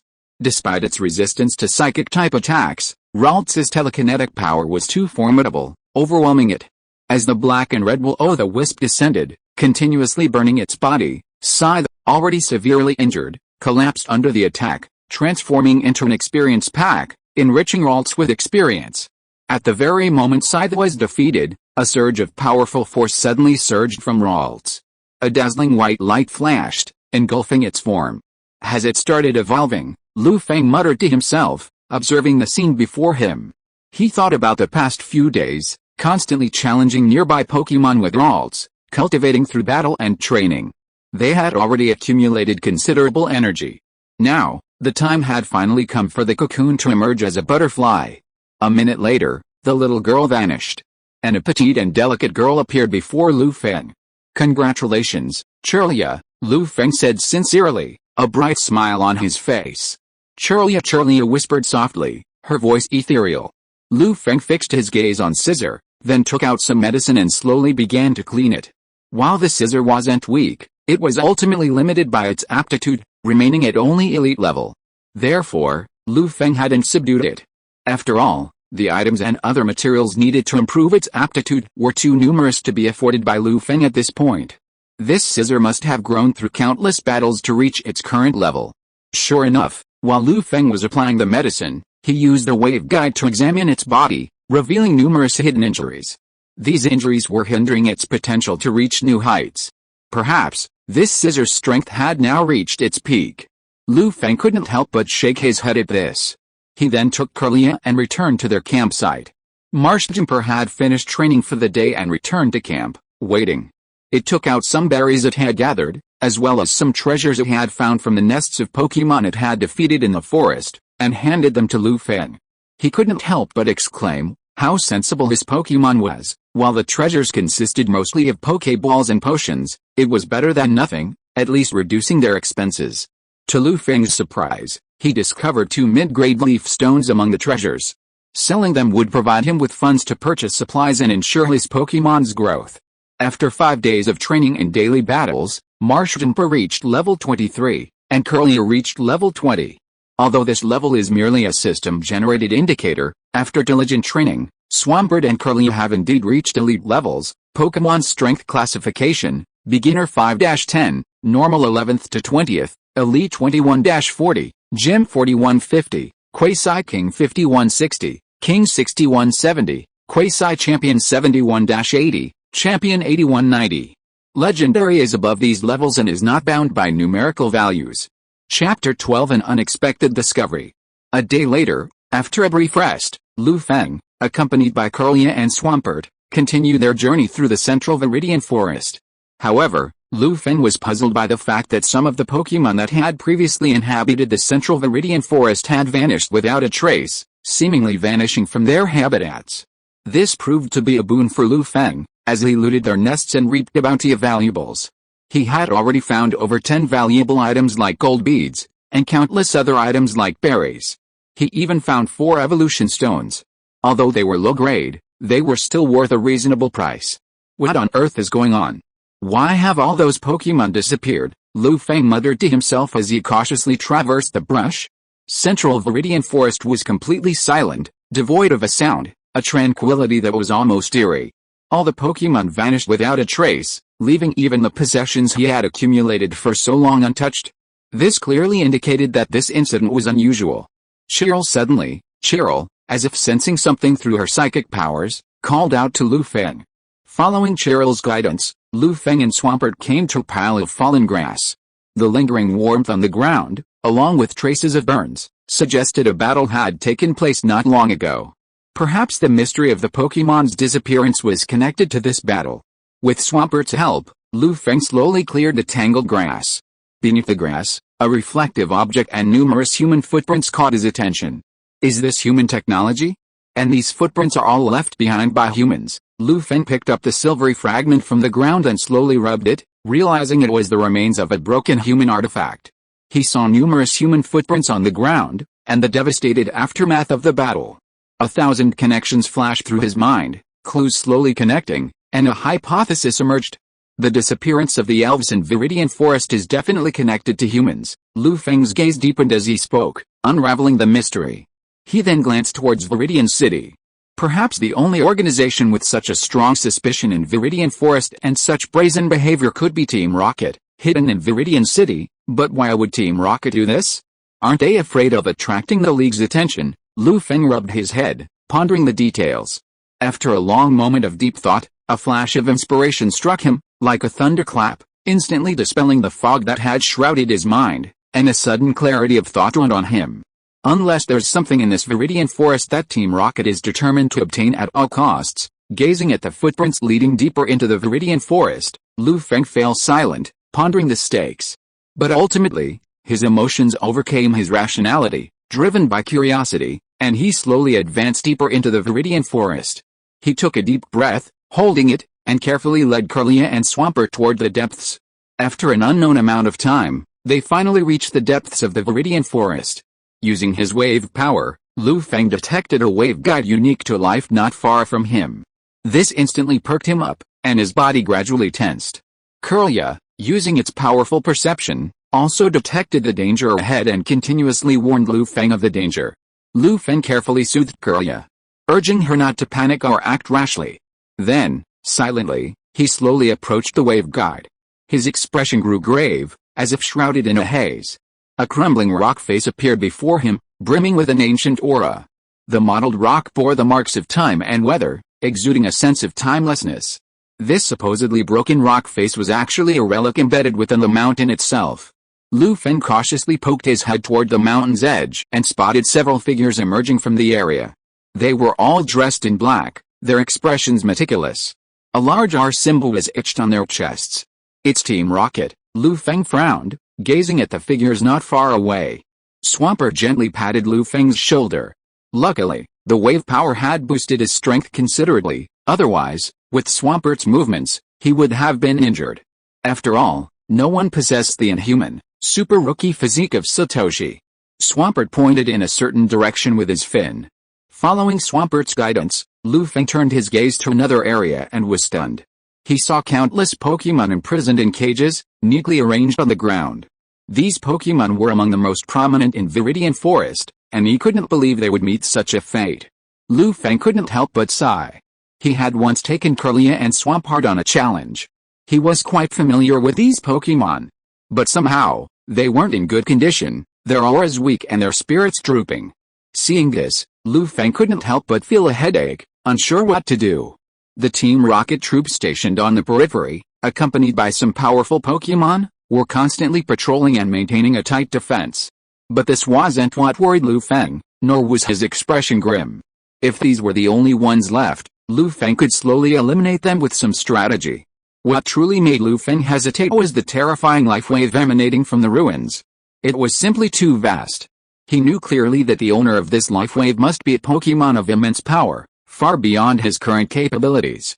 If he wasn't careful, he, Swampert, and Kirlia would all die right here. At this thought, Feng fell silent for a long time. Chapter 13 The Fish is Hooked. A gentle breeze rustled the leaves, swaying in a play of light and shadow, a rustling sound that echoed through the tranquil Viridian forest. Feng's gaze flickered slightly as he looked at the languid Pokémon before him and the heavily guarded Team Rocket. Kirlia and Swampert waited silently, their emotions tangled as they gazed upon the caged Pokémon. Just as Feng fell silent, the cold, mechanical system notification chime suddenly rang out. Ding! Congratulations! Host has received the elite mission. Disrupt Team Rocket's operations, requirements, rescue the Pokémon held captive by Team Rocket and disrupt Team Rocket's operations in Viridian Forest, time limit, complete before Team Rocket takes all Pokémon away, rewards, gain the Viridian Forest's blessing, increase the favorability of an ancient Pokémon, and triple experience level up card, penalty for failure, none, looks like I don't have to choose anymore. The system has already made the choice for me. Feng listened to the notification and looked at the assigned mission, a helpless expression on his face. There was no need to dwell on it now, the system had already issued the mission. Although this mission had no failure penalty, Feng didn't dare take it lightly. Missions like this, without a failure penalty, often had more severe consequences than those with one. After all, compared to death, all other penalties were child's play. At this point, Feng's gaze drifted between the imprisoned elves and the ruins, scanning back and forth, searching for a solution. After several minutes of observation, he finally discovered some of the guards' habits. After a brief moment of contemplation, a plan quietly formed in Feng's mind. He glanced at Kirlia and Swampert, a strange smile plastered across his face, making them feel uneasy. As Feng explained his plan to the two elves, Kirlia and Swampert's eyes lit up, and they nodded. Kirlia then flashed, appearing in an open space not far from the imprisoned elves. The three Team Rocket members, who remained stationed to watch over their Pokémons, saw their Golbat sense the distant disturbances. It flapped its wings and approached the three to warn them. What's going on? The three Team Rocket members looked at Golbat with puzzled expressions. I don't know, but it looks like it's discovered something. One of the Team Rocket members, more familiar with Golbat's behavior, directly informed the other two of his findings. The leading Team Rocket member looked in the direction of Golbat's warning, but unfortunately, the dense foliage and grass obscured their view, making it impossible to see anything else. He pondered for a moment, then looked at his two teammates and said directly, "You two, go and see what's going on. This operation is crucial. The superiors are taking it extremely seriously. We must not allow our negligence to cause unnecessary trouble. Otherwise, you can imagine the consequences." The two Team Rocket members trembled involuntarily at the leader's words. Then, regaining their composure, they shouted, "Yes!" With that, the two Team Rocket members, accompanied by Golbat and their Pokémon, slowly approached the source of the unusual noise. The Team Rocket captain, who remained in place, watched the two depart, a look of worry crossing his face. Using Golbat's sonic detection, the two arrived at the location of the unusual movement. Upon seeing a Pokémon with blue hair that bore a vague resemblance to Hoenn, they were stunned. As native Kanto residents, they had never seen such a beautiful Pokémon before. For a moment, they were stunned. What kind of Pokémon is this? Why haven't I seen it before? Is it a rare Pokémon? One of the Team Rocket members, wearing a hat, looked at Kirlia, who stood quietly, a puzzled expression on his face. Haven't we caught all the Pokémon in the depths of Viridian Forest? Why is there a lone Pokémon here? The other Team Rocket member didn't answer his question, as he didn't know Kirlia either. Instead, he suspected something was amiss. After pondering for a long time, they still couldn't figure it out, so they dropped the matter. Then, they turned their gazes towards Kirlia, greed filling their eyes. Don't worry about it. Maybe it's really a lone Pokémon. The depths of Viridian Forest aren't accessible to ordinary trainers. If they did, they would have attacked us long ago. Let's just capture this Pokémon and present it to the higher-ups. A promotion and a raise would be a simple matter, wouldn't it? The hatted Team Rocket member thought for a moment before expressing his thoughts. He couldn't help but get excited at the thought of the future he'd imagined, his tone tinged with urgency. The other Team Rocket members, moved by the promise of a brighter future, felt their companion's words were true. They gradually lowered their guard, their gazes fixed on Kirlia with intense intensity. Cheryl Kirlia seemed to sense their thoughts, a hint of fear crossing her face. With a shaky cry, she teleported away, fleeing further out. Seeing this, the two Team Rocket members grew increasingly anxious. With the prospect of a promotion and a raise right before their eyes, how could they let it escape? Golbat, use ultrasonic waves to locate that Pokémon, the hatted Team Rocket member said anxiously, quickly commanding Golbat. Waves of sound emanated from Golbat's mouth, gradually spreading across Viridian Forest, using the power of the waves to locate Kirlia. Suddenly, Golbat's ultrasonic wave hit an object and was directly blocked. The feedback from it allowed it to discover the location of Kirlia. It quickly signaled its trainer and flew towards a certain location. The two members of Team Rocket saw this scene and showed great joy on their faces. They quickly followed Golbat's figure and ran towards that location. What they didn't know was that far behind them, Feng was watching their departing backs with a smile on his face. The fish has taken the bait, Feng muttered to himself, and then took Swampert and rushed directly to the prearranged location. Chapter 14, Battle Against Team Rocket. In the heart of Viridian Forest, beneath a stout tree, Kirlia sat bored on the trunk, swinging her slender legs casually as she silently awaited the arrival of her enemies. Feng's plan called for a subtle movement to attract the attention of the three Team Rocket members guarding the Pokémons. Then, they would lure them to the center of Viridian Forest and defeat them one by one, avoiding alerting the inhabitants of the ruins. Suddenly, Kirlia seemed to sense movement nearby. A serious expression flashed across her eyes, hidden beneath her hair, as she silently awaited the arrival of her enemies. She remembered Feng's instructions to swiftly eliminate the pursuing Team Rocket, and without making any loud noises that would betray their presence. Soon after, guided by Golbat, the two Team Rocket members appeared before Kirlia. They gazed at Kirlia's quiet and comfortable presence, their faces filled with excitement, as if they had seen a future of promotions and salary increases. Golbat, charge and use bite. Although they didn't know much about Kirlia, the fact that it could teleport made it a fairly certain psychic-type Pokémon. So, the Golbat trainer gave the order, hoping to defeat Kirlia with dark-type moves. As the voice rang out, Golbat flapped its wings, and a black light shone from its sharp fangs, emitting a chilling malice. It transformed into a shadow and bit Kirlia. Seeing this, Kirlia quickly used teleport to dodge Golbat's attack. Then, as it flashed, several identical shadows appeared, like clones, instantly confusing Golbat. Golbat, use noise, the Golbat trainer observed and called out to Golbat. Crackling, an unpleasant sound emanated from Golbat's mouth, gradually echoing around, as if piercing the soul. Kirlia's face darkened, and she lost all focus on controlling her shadow clones. Deprived of their energy, the clones instantly shattered, leaving only Kirlia's figure. Kirlia stared at Golbat before her, her eyes suddenly blazing with a purple glow. A heavy telekinesis surged up, enveloping Golbat. Because Golbat is a poison-type Pokémon, it's naturally twice as weak to psychic. Combined with Kirlia's flash ability, which amplified her special attacks, this telekinesis quadrupled its damage, rendering it incapable of combat. With a thud, Golbat's body fell to the ground, causing a slight tremor and stirring up dust and sand. Golbat. Damn. How could it be so strong? The Golbat trainer gasped at the sight, sweat dripping down his cheeks. The two men reached for their waists, intending to retrieve new Pokémon to continue battling Kirlia. But before they could act, they felt a pressure build up around them, their entire bodies bound by a powerful psychic force. Unable to move, let alone retrieve a Pokeball. They stared at Kirlia in horror, their faces grimacing. As they watched, Kirlia used her telekinesis to knock the two men unconscious. She then summoned several thick vines, bound the two Team Rocket members and the incapacitated Golbat, and tossed them into Hidden Tree Hollow. Then, sensing Lu Feng's location, she used teleportation to swiftly reach him. Meanwhile, Lu Feng silently waited for Kirlia's return, occasionally glancing at the remaining Team Rocket member. At this point, over 10 minutes had passed since Kirlia and the others had left. Seeing their own team members still hadn't returned, the remaining Team Rocket captain's face lit up with anxiety. Somehow, a strong sense of unease welled up within him, a sense of foreboding gripping his mind. Something's wrong. We can't wait any longer. The captain immediately pulled out his Pokeball and released Avash and Arbor, setting them on alert, monitoring the surroundings for any signs of trouble.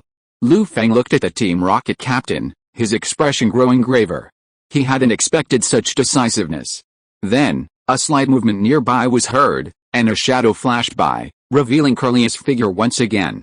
Lu Feng looked at Kirlia with a questioning look, as if he wanted to know Kirlia's movements. Kirlia nodded gently, and he breathed a sigh of relief. While the captain's vigilance had exceeded Lu Feng's expectations, the overall plan remained within his control. Lu Feng first took out an orange fruit and handed it to Kirlia, allowing it to recover its strength. Then, with a look, he signaled Kirlia and Swampert to prepare for a powerful attack. Kirlia, use your maximum telekinesis on Arbo. Swampert, use Whirlpool to block Grunt. The already nervous Team Rocket captain's expression changed when he heard the noises coming from all around him. But before he could react, Kirlia's telekinesis slammed directly into Arbo. Under this overwhelming telekinetic force, Arbo suffered massive damage. The effect was remarkable. Arbo was instantly killed, unable to even make a ripple.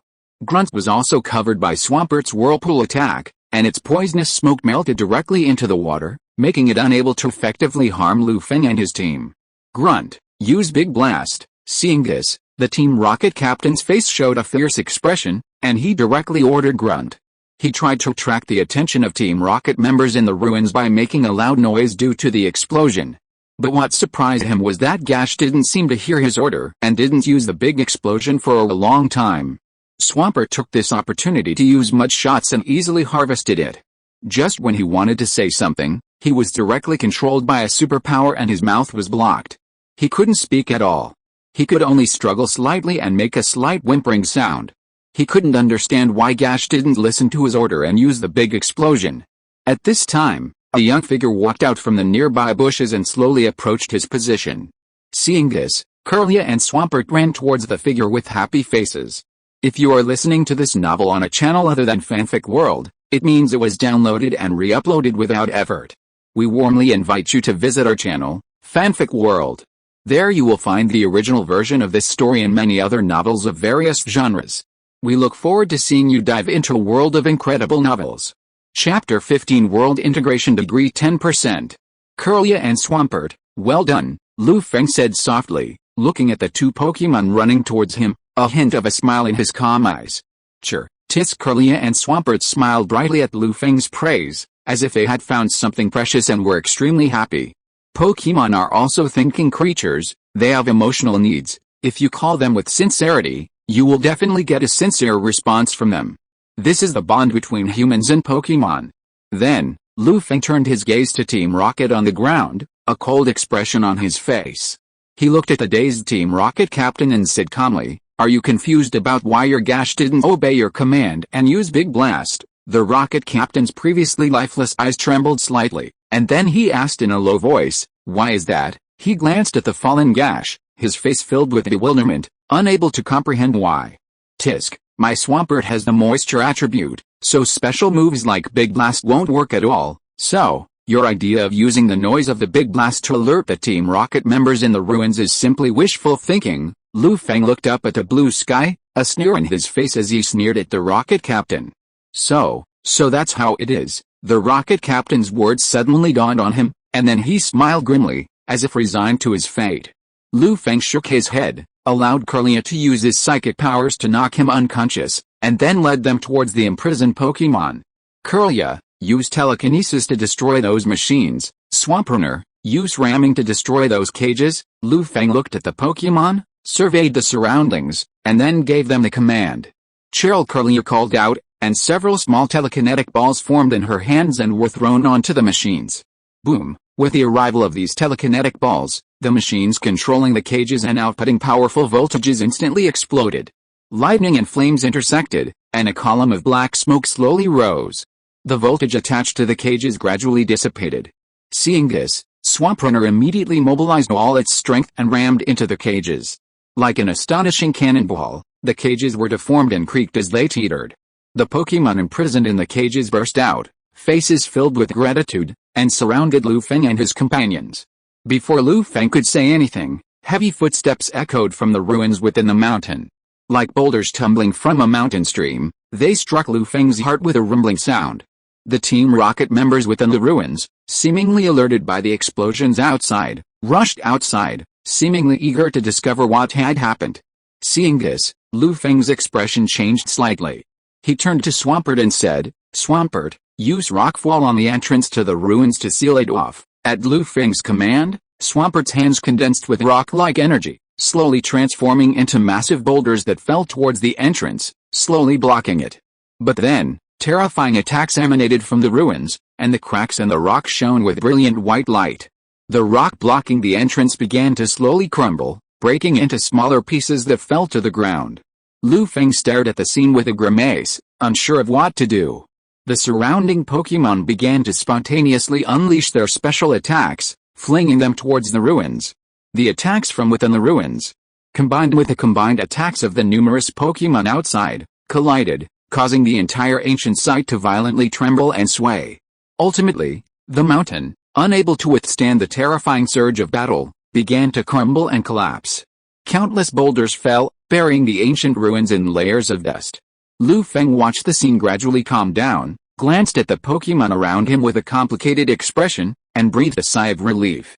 At this moment, the system notification chime arrived as expected, slowly echoing in his ears. Ding! Congratulations to the host for completing the task, receiving the blessing of Viridian Forest, the favor of ancient Pokémon, and a 3x experience upgrade card. Ding! The host received a gift from Viridian Forest, and the power of Viridian awakened. Ding! The host received the favor of ancient Pokémon, and the World Fusion degree increased by 5%. Ding! The World Fusion degree reached 11.5%. The system is about to enter an update. Please be prepared. A series of prompt sounds sounded quietly, and Lu Feng was unable to react at all. He stood there in a daze. World announcement. World convergence has reached 10%. The system will soon be updated. Please prepare to leave. Countdown. 23 hours, 59 minutes, and 59 seconds. World announcement. World convergence has reached 10%. The system will soon be updated. Please prepare to leave. Countdown. 23 hours, 59 minutes, and 57 seconds. World announcement. World convergence has reached 10%. The system will soon be updated. Please prepare to leave. Countdown. 23 hours, 59 minutes, and 55 seconds. Following this world announcement, players in various regions of the Pokémon world fell into a brief silence before erupting in excitement. They had never expected the world's convergence to reach 10% so quickly, and it was quite surprising. They had all prepared to stay in the Pokémon world for a long time, and no one expected the turn of events to come so quickly. After a long moment, Lu Feng slowly regained his composure. After bidding farewell to the Pokémon in Viridian Forest, he led Curlia and Froghead towards Viridian City. He wanted to take advantage of the time before the update to go to Viridian City to purchase some supplies for training. After all, no one knew how long this update would take. Blue Star had not yet been integrated into the Pokémon world, and no one could guarantee that Blue Star would have the corresponding training resources. In order to ensure the efficiency of his training, Lu Feng could only plan ahead. As the sun set, the silhouettes of Lu Feng and the others were stretched out by the afterglow of the setting sun. An unknown Pokémon figure shuttled through the dense branches and leaves of the forest, looked at their gradually receding figures, and uttered a cheerful voice. Mew! As the voice fell, Viridian Forest once again returned to its former tranquility. Chapter 16. The elves quietly arrive at the Blue Star. Within Viridian Forest, at the side of the ancient ruins, a resounding boom erupted, instantly shattering the forest's tranquil atmosphere. A terrifying wave of power spread outward, instantly alarming nearby Pokémon, causing them to become restless and flee away from the center of the explosion. At that moment, the entire Viridian forest was thrown into chaos once again. All order was disrupted, the original tranquility shattered, becoming increasingly turbulent. Soon, dust and smoke billowed from the ruins, buried beneath a blanket of dust, revealing a gaping hole in the ground. A green-haired man, wearing a Team Rocket uniform, his clothes slightly wrinkled and torn, successfully escaped the ruins with the help of his Pokémon. He clutched an ancient fossil, upon which traces of something faintly visible, like the veins of grass or even threads, were vaguely visible. But the aura emanating from it was unmistakable, as if connected to some legendary life form. The sky grew darker, and the last glimmer of light was about to fade. Deep in the Viridian forest, only the green-haired man from Team Rocket and his Pokémon remained. HMPH. No matter who you are, I'll remember this vengeance, the man said coldly, a glint of coldness in his eyes. Suddenly, the man's communicator began to chime. Seeing the message on the communicator, a respectful expression crossed his face, and he quickly answered the call. Boss, I had a minor incident, but I've got the fossil, sending it to the new island next. Okay, I got it. I'll be heading there right away. Then, the green-haired man looked at the hung-up call, released a crossbit, grabbed its body, and flew towards the new island. A new storm was brewing, about to engulf the Kanto region. At the same moment the world announcement sounded and a system update countdown began. The entire blue planet underwent earth-shattering changes. All the mountains began to rise, the land gradually widened, and the previously polluted environment slowly recovered. The sky grew ever bluer, the air gradually freshened, and everything seemed to be moving in a positive direction. It seemed as if some unknown force was directing all these changes. This left everyone baffled, unable to comprehend the reason for such changes. Faced with this mysterious power from an unknown realm, humanity could only stand idly by, allowing the world to change as it did. But to the relief of all the people of Blue Star, this power did not interfere with anything else, as if it were specifically modifying the environment. Unbeknownst to them, the highly destructive firepower they relied on had also been transformed by this mysterious force, slowly losing its effectiveness, becoming nothing more than scrap metal.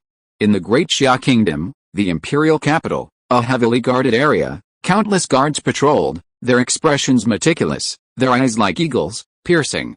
They stood guard outside a conference room. Inside, 9 elderly men stared at a multimedia display, a brief silence fading. A trace of worry crossed their faces as they pondered. These 9 were the supreme rulers of the Great Xia Nation, 9 highly respected elders. After a long moment, the Great Elder raised his head and addressed his colleagues, asking, "Everyone, do you have anything to say about this recent upheaval on Blue Star?" The other elders, upon hearing the Great Elder's words, couldn't help but smile bitterly. They exchanged glances, shook their heads, and sighed. "Great Elder, this matter is truly beyond human and scientific understanding. Please forgive us, we haven't the slightest clue." The Great Elder remained calm, not a hint of disappointment. He had been prepared for the other elders' answers. After all, this was the first time he had encountered such a situation. "What about those citizens of our Great Xia Nation who disappeared a while ago? Have any traces of them been found?" The Great Elder paused, suddenly remembering the large number of citizens who had disappeared in the Great Xia Nation some time ago, and couldn't help but inquire. The elders' faces darkened as they listened to the Great Elder's words, their expressions becoming even more agonized. They were speechless. Finally, the second elder steeled himself and addressed the Great Elder. "We haven't found anything yet. The Security Bureau is still investigating. Since this is a first, our comrades need time to adjust." The Great Elder fell silent upon hearing this, his gaze growing profound. The disappearances of Great Xia citizens he was describing weren't unique to Great Xia. Similar cases occurred across the globe.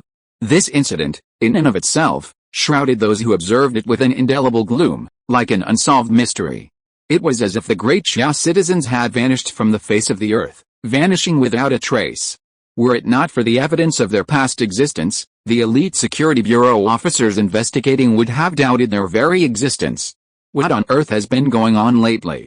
It's truly been a turbulent time. The Great Elder sighed, then solemnly addressed the other elders. "We must have the Security Bureau recover our citizens as quickly as possible.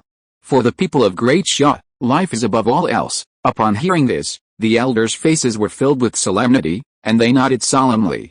Suddenly, a look of horror crossed the face of the ninth elder. He pointed at the image on the multimedia, his body trembling violently, as if he had witnessed something unbelievable. The other elders noticed his abnormality and quickly glanced in the direction of the multimedia, their faces filled with shock, just like the ninth elders. The multimedia displayed a shocking scene: across Blue Planet, ancient mountain ranges, untouched pristine forests, and unexplored deep seas, dazzling rays of light erupted, undergoing unforeseen changes. Secret realm after secret realm slowly merged with Blue Planet, and the entire history of Blue Planet underwent earth-shattering changes. Countless monster creatures of various forms, possessing strange powers, emerged from hidden secret realms and appeared before countless people. Players who had entered the Pokémon world would undoubtedly be shocked to see this scene. For these monster creatures in the secret realms were actually the Pokémon of the Pokémon world. At this moment, the Pokémon had descended upon Blue Planet. Chapter 17 Heading to Miaocha Mountain. Viridian City, Friendship Store. After a large-scale purchase, Lu Feng's wealth was once again at rock bottom. Fortunately, this time in Viridian Forest, he plundered many nests and obtained many valuable collections. Otherwise, Lu Feng would not be able to buy all the resources, and he was lucky to get most of them. This was only possible because the store clerk gave him a discount because he was a Pokémon scholar. This made him sigh that the profession of Pokémon trainer is really expensive. If you don't have a fortune, life is really hard.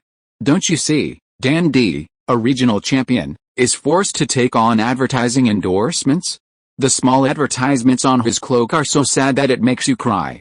There are still more than 10 hours before the system update. What should I do next? Lu Feng touched his chin with his hand, looked at the sky in the distance, and fell into a state of contemplation. I should take Swampert and Kirlia and level up. I think I got a triple experience level up card. After a long moment of deliberation, Lu Feng decided to take his Pokémon and level up. He couldn't guarantee what would happen on his return to Blue Star. For his own safety, he decided to improve his strength as much as possible so he could face danger with greater composure. He then continued along the road from Viridian City to Pallet Town. However, he didn't head towards Viridian Forest, but instead towards Mount Myatra. He had completely plundered the Pokémon nests in Viridian Forest, and there wouldn't be any more to come anytime soon. It would be better to go to Mount Myatra and see if there were any unexpected gains. As Lu Feng continued his journey, he encountered many Blue Star players. They hadn't let up on the system update. Instead, they were working even harder to improve their strength. It seemed as if everyone was filled with a sense of urgency, a sense of uncertainty about the future. Unbeknownst to Lu Feng and other Blue Star players in the Pokémon world, with the arrival of the system update, Pokémon had already appeared on Blue Planet, and the entire planet had undergone earth-shattering changes. Many Pokémon of varying species and forms had already entered the sights of many Blue Star humans. In the blink of an eye, over an hour had passed. Lu Feng's figure slowly appeared near Mount Myatra. Gazing at the towering peaks and the endless mountain range, he was slightly distracted. After regaining consciousness, Lu Feng tossed out the Pokéballs of Swampert and Kirlia. Two blazing red lights flashed, and Swampert and Kirlia appeared before Lu Feng.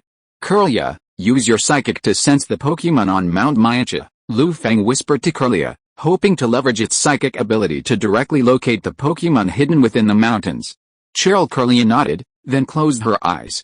A purple glow emanated from its body, and it immediately entered a state of meditation. A vast supernatural power suddenly erupted from its body, spreading in all directions.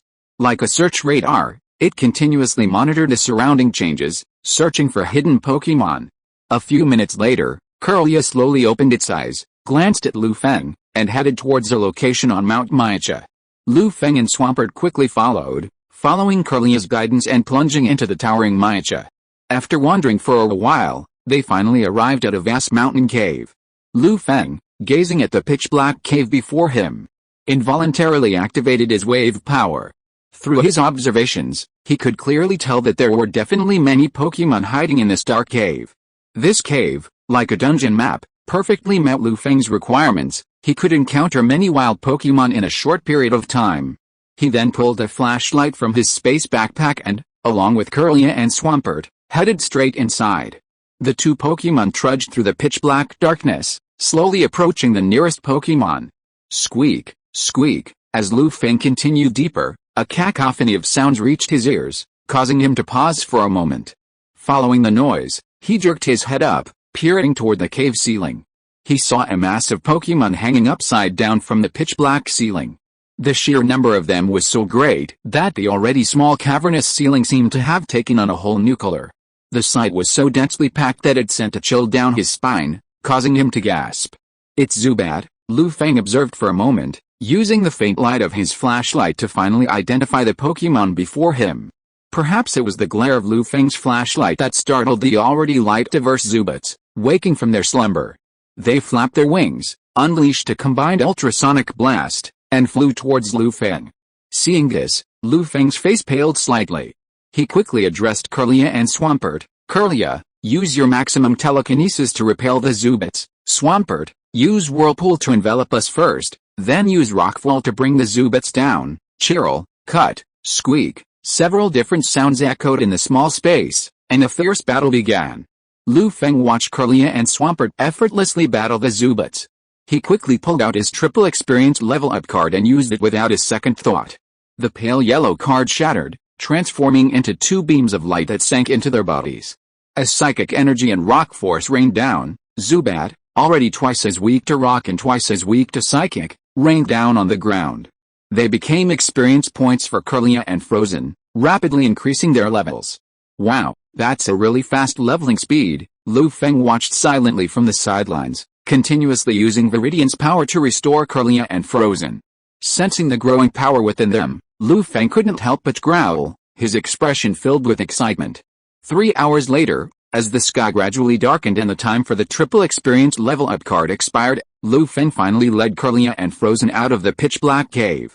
They were in a state of disarray, their bodies covered in dust and sand, but they couldn't hide the smiles on their faces. After 3 hours of continuous fighting, Kirlia had reached level 25, and Frozen had reached level 27. If Lu Feng hadn't lost his strength, they might have stayed there for a while longer. At this moment, there were less than 8 hours left until the system update. Chapter 18, Thoughts on the Future. Night fell, a bright silver moon hung high in the sky, casting a soft glow that flowed across the earth like water. Somewhere on Mount Maiacha, a tiny fire flickered, bringing a touch of fireworks to the dark wilderness. Lu Feng first used his skilled technique to massage Swampert and Kirlia, helping them relax their tired muscles and minimize the injuries sustained from the continuous fighting. Under Lu Feng's massage, Kirlia and Swampert's faces calmed down, revealing a look of pleasure, as if they were truly enjoying Lu Feng's massage. Swampert looked at Lu Feng, recalling the time he had been tortured by his poor massage techniques, and couldn't help but shed a few tears of relief. Swampert had long seen through everything, knowing that Lu Feng had used it as a guinea pig, and a hint of sadness fell on his face.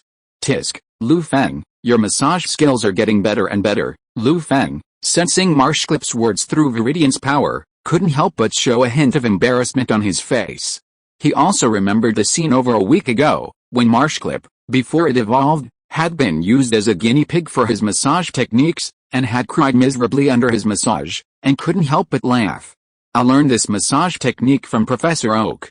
It won't be the same as before." Lu Feng chuckled at it, then said a little embarrassedly. Tisk. Marshclip nodded slightly, continuing to enjoy Lu Feng's massage. After the massage, Lu Feng took out several more water and psychic energy cubes and handed them to Marshclip and Kirlia, thus preparing their dinner. Then, Lu Feng took out a few sandwiches and silently nibbled on them with his cold mineral water. As he ate his own dinner, he used his detection skill to observe Kirlia and Marshclip. Lu Feng's mind flashed with relevant information: name, Swampert; gender, type, water plus ground; ability, torrent. When a Pokémon with Torrent's HP is below 1/3, the power of water-type moves is increased by 1.5 times. Moisture, as long as a Pokémon with moisture is on the field, both Pokémon self-destruct, Big Bang, and Big Bang attacks will fail. Detonation abilities will not activate, and moisture does not affect the effects of dust. Classification: Swampert Pokémon, Level 27, Qualification, King. Skills: I won't list all the skills here, as too many might sound like bloated numbers. If you want to know, you can search Baidu.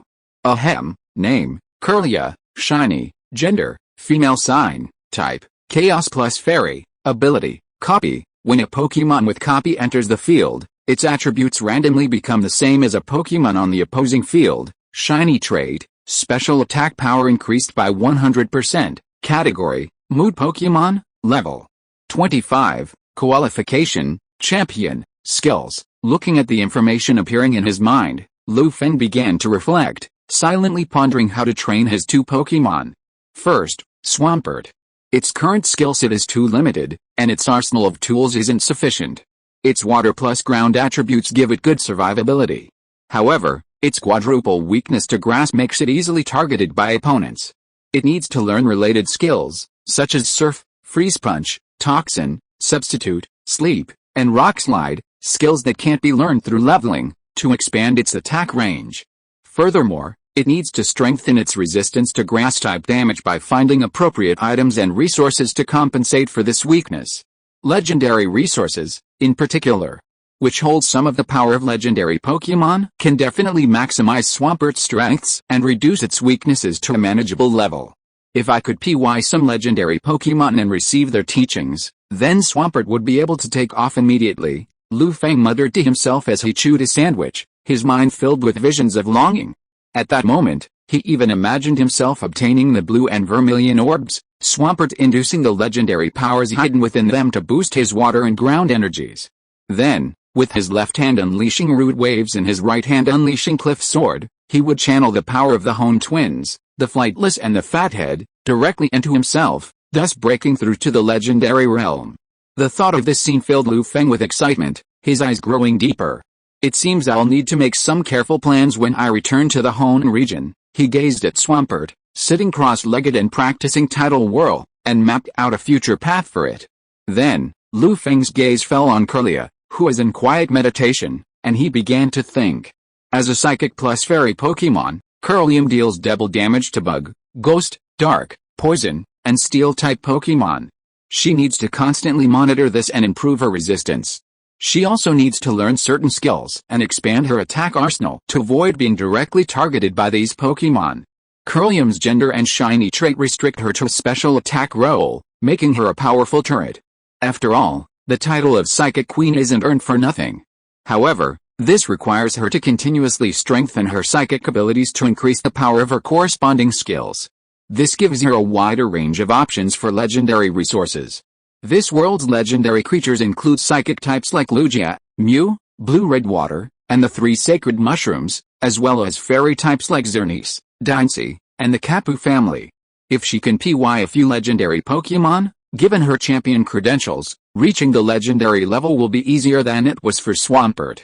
Thinking of this, Feng touched his chin, nodded, and smiled foolishly. Then, as if he had thought of something, Feng said silently in his heart. Although those legendary resources are not easy to obtain, you can try to collect props such as mysterious water drops and curved spoons.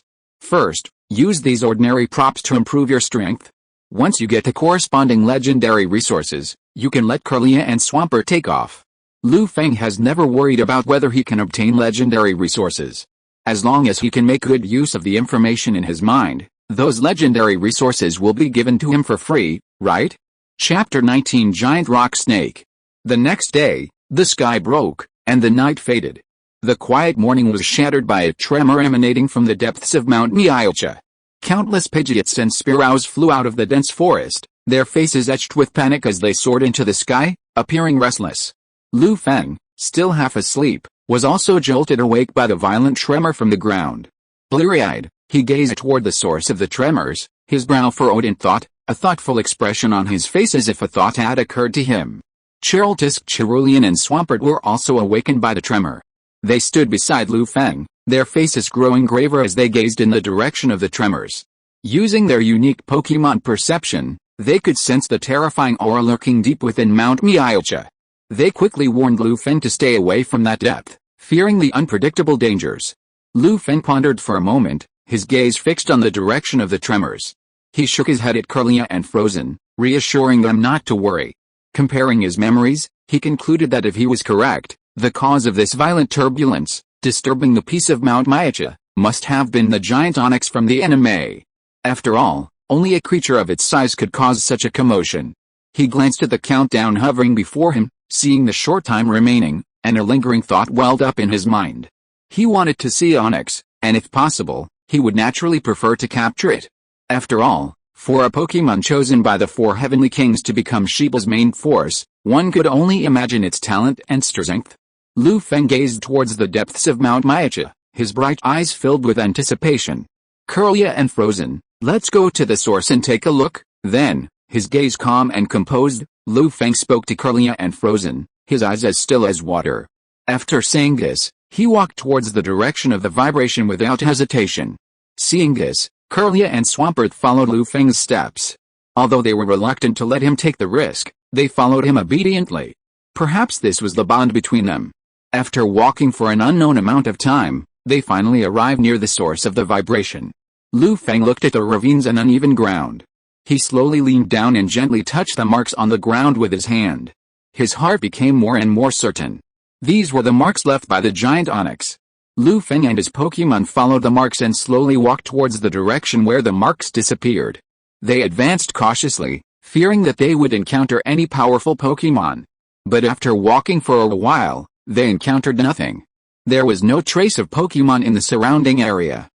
Feng was silent for a moment, looking at the marks on the ground, feeling the faint pressure emanating from them, and a sudden realization came to him. The immense pressure of Onix must have been too great, forcing the Pokémon that had previously inhabited the area to flee to other areas, unable to bear the crushing pressure. After walking for over 10 minutes, Feng finally reached his destination. He gazed at the pitch-black cave ahead, resembling the shadows of a man-eating beast. He felt the overwhelming, terrifying, and heavy aura emanating from within, and slowly stopped. Kirlia and Swampert gazed nervously at the cave, looking somewhat uneasy. Compared to humans, Pokémon have a far greater sense of danger, easily detecting even the most mortal threats. They tugged at Feng's sleeves, refusing to let him proceed into the cave. Feng, observing the expressions of his 2 Pokémon, understood the danger and hesitated. Even as he pondered, the ground shook again, trembling violently, filling the air with smoke and scattering fine stones, as if it were a real earthquake. Feng's expression changed slightly. After using a Pokéball to collect the Swampert, he quickly called to Kirlia. Kirlia, use teleport and head to the nearby cliff. Kirlia immediately pulled Feng along and used teleport, teleporting towards the cliff he pointed to. Once there, Feng poked his head out, gazing at the dimly lit cave, and waited quietly. After a long moment, his anticipation was truly fulfilled. A gigantic Onix crawled out of the cave. A cross-shaped scar marked its face, and its body was composed of countless massive rocks, as if it were a living being composed of these rocks. A typical Onix stands 8.8 meters tall, but compared to this enormous Onix, it was a mere dwarf, a mere size. It exuded a powerful aura, a beauty of strength. Feng held his breath and couldn't help but activate a detect skill, hoping to gather information about the Onix. Let's see if I have a chance to capture this imposing Onix and make it a member of my team. Name, Onix, gender, attribute, rock plus ground, ability, sturdy. One-hit kill moves are ineffective against Pokémon with this ability. When a Pokémon with this ability is attacked at full HP, it retains at least 1 HP. Classification, Rock Snake Pokémon, Level 55, Qualification, King, Skills, it's a near King tier. No wonder after capturing it, Ziba was able to quickly train this giant Onix into a main Pokémon. What a shame. I'm afraid I won't get to have this giant Onix, Feng murmured softly, looking at the giant Onix lying quietly on the ground, basking in the sun. A trace of regret and resentment flashed across his face, and he couldn't help but sigh, feeling a sense of loss. He knew clearly that with his current strength and configuration, he was no match for the giant Onix before him. If he dared to challenge Onix without knowing his own limitations, it would probably teach him a lesson. So, it was better not to humiliate himself. Ultimately, Feng gave up the idea and headed towards the outside of Mount Maiacha with Cerulean. Chapter 20 Return to Blue Star. Time ticked by, and all the Blue Star players in the Pokémon world watched the countdown near 0, their faces lit with excitement. With a single ding, the countdown reached 0, and the system notification chimed in as expected. Ding, system update is underway. It's estimated to take 1 calendar month. The repatriation of Blue Star players has begun. Ding, system update is underway. It's estimated to take 1 calendar month. The repatriation of Blue Star players has begun. Ding, System update is underway. The repatriation of Blue Star players has begun. With this cold, mechanical sound, all the Blue Star players suddenly glowed with brilliant light, vanishing from the Pokémon world. This wasn't limited to Kanto. Similar events occurred in other regions like Johto, Hoenn, Sinnoh, and Unova. Many of the Pokémon world's native residents were startled by the sight of the Blue Star players vanishing before their very eyes. If they hadn't been so mentally resilient, they might have died on the spot. Some Blue Star players with ulterior motives took advantage of this return and rushed directly to their local stores, taking advantage of the free-for-all promotions to procure the necessary training resources. However, before they could succeed, they were apprehended by Miss Junsha, who had heard the news, and thus enjoyed a moment of comfort in the elf world. The Miss Junshas from various regions had just imprisoned the rebellious Blue Star players, but before they could relax, they heard news from the agents below. Upon returning to the prison, they were met with a grim expression at the sight of the empty cells and the missing prisoners. What on earth is going on? Why are all the prisoners here gone? No, I don't know. Suddenly, a white light appeared from those prisoners, and then they vanished. The police officers accompanying them, observing Miss Junsha's icy expression, fell silent and spoke tremblingly. Could it be a psychic-type Pokémon? The Junsha ladies muttered to themselves, their brows furrowed slightly. They pondered for a long time, still coming up empty-handed. Finally, they shook their heads and sighed. This is beyond our control. Let's report it to the Alliance. As reports from various regions and data were compiled, a furor erupted within the Alliance. After all, this wasn't just an isolated incident, it was a widespread phenomenon. Similar incidents were occurring in every region, raising the alarm within the Pokémon Alliance. Alliance officials dispatched investigators to investigate, but no matter how they investigated, they could find no trace of the Blue Star players. Even more astonishing to the investigators was the discovery that, with the exception of a few, the vast majority of those who had suddenly vanished were undocumented individuals.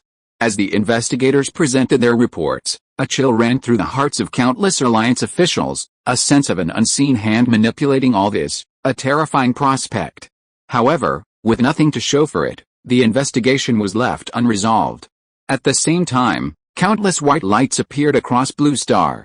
After they faded, numerous figures appeared on the ground.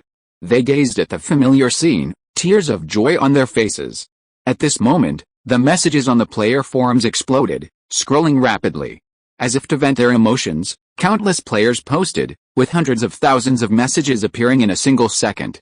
A dazzling display. Are we back? Oh my god. Thank God for his mercy, I'm back to Blue Star. Walk, can't you give me a few more minutes? I just beat down the opposite Raiden and was about to conquer him. And you come to me like this? Fuck, I just handed in the task and haven't had time to get the reward. Damn system, give me back my reward. The two brothers above, you are really miserable. You really made me laugh. Ha ha ha ha. I just bought it from the friendship store for free, and Junsha still wants to catch me? Dream on, the brother above, you are really awesome. But have you ever thought about where you will appear next time you enter the elf world? Manual funny JPG, fuck, don't scare me. It can't be that miserable, crying JPG. While many players were still posting nonsense, some smart players couldn't help but flash their eyes, and then posted replies. Everyone, I'm the boss of Mauda Group. If you're looking to sell any of my resources, please contact me directly. I'll pay top dollar and won't let you down. Countless players, stunned by the sudden news, fell into a brief silence.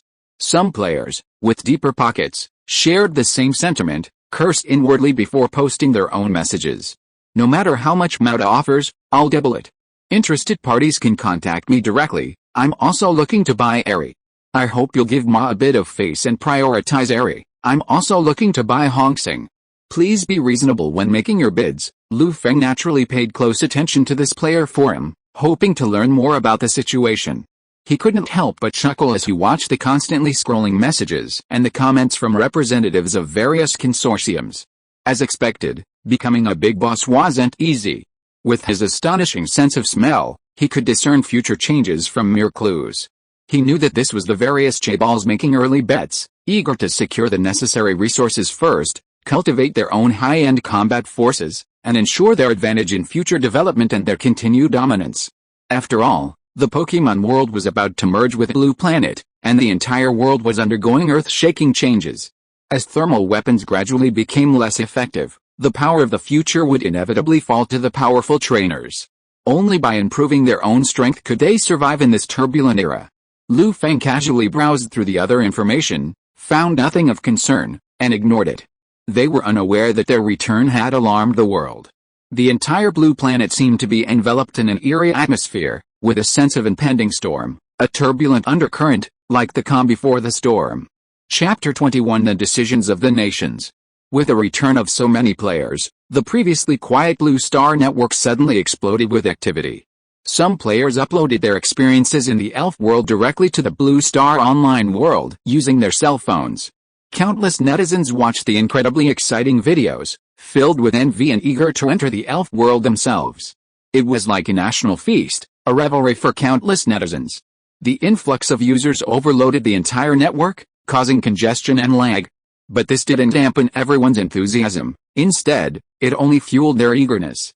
Fuck, is that big bird that looks like an eagle pigeon? It looks so handsome. I want one. Oh hey, I found a Pokemon in the suburbs. It's a Pokémon. It looks so cute. I feel like this is the Pokemon that a macho man should have. Is there any big guy looking to sell Pokeballs? I'm a newbie who wants to buy one and then go to the suburbs to find my own Pokemon. Is there any trainer who can give me a Pokeball? I can go to your city. Boo-hoo. Our group sincerely invites all Pokemon trainers to join us. The annual salary is 1 million, and there are all kinds of benefits. Please consider it. Our country of the United States hereby promises to give priority to Pokemon trainers and open a special green card channel for them. We hope that all Pokemon trainers will join the free country. Tisk. The person above, you don't do free shooting anymore? Do you want to switch to real-life special effects? Some Pokemon trainers took this opportunity to start their own exclusive live broadcasts, quickly attracting fans, and their speed is comparable to that of traffic stars. Leveraging the benefits of being a Pokemon trainer, even just live streaming interactions with a Rayquaza larva, catworm, has yielded a tidings of wealth. All nations are well aware of the growing online discussion about the Pokemon world, yet they have done nothing to stop it. Instead, some are secretly fanning the flames, attempting to muddy the waters and fish in troubled waters. This is because all nations know that the fusion of Blue Star and the Pokemon world is an unstoppable trend, powerless to stop. Any nation that opposes Pokémons is burying its own future and will ultimately be swept away by the tide of history. Great Xia, the imperial capital. By the time all the Blue Star players had returned, the highest echelons of government had received the news. They were currently engaged in a meeting concerning the future, discussing how Great Xia should respond to this sudden change. A flicker of fatigue crossed the Great Elder's face as he looked at the assembled elders, handing over the information in his hand one by one. The other 8 elders' first reaction upon seeing this information was one of disbelief, a tinge of disbelief. Great Elder, is this true? The 6th elder asked, his expression deeply moved. He looked at the message in his hand, feeling it was like some kind of heavenly tale, a strange and unbelievable thing. The Great Elder looked at the 6th elder and the other elders, who were still in shock, and nodded silently. After a long pause, he slowly spoke, everyone, I know this may seem unbelievable, but it is indeed true. Now, let the person involved tell us about it. The Great Elder gestured to his secretary with a glance. The secretary, instantly understanding, hurried out of the meeting room. Shortly thereafter, a burly, energetic soldier in military uniform entered. Captain Wu Feng of the Southeast Sea Lions, Special Operations Company of the Southeast Military Region, greets you, leaders. Wu Feng saluted the elders before speaking in a resounding voice. Comrade Wu Feng is one of the people entering the elf world this time. Let him explain the situation to us. The Great Elder, a warm smile on his face, introduced him to the other elders. The elders nodded slightly, quietly awaiting Wu Feng's introduction. Wu Feng then slowly recounted his experiences and feelings from his time in the elf world. The leaders present listened to Wu Feng's explanation, and for a moment, they fell silent. After a long pause, the Great Elder and the 2nd elder exchanged a glance and addressed Wu Feng. Comrade Wu Feng, how do you think our Great Xia nation should face the upcoming crisis? Wu Feng remained silent for a long moment, pondering his thoughts. Then, he suddenly raised his head, surveyed the elders present, and spoke with great solemnity. Elders, the fusion of worlds is unstoppable, and the arrival of the elves is inevitable. I believe we can emulate the Elf Alliance and, incorporating the realities of the Great Xia Nation, forge our own unique path. Oh?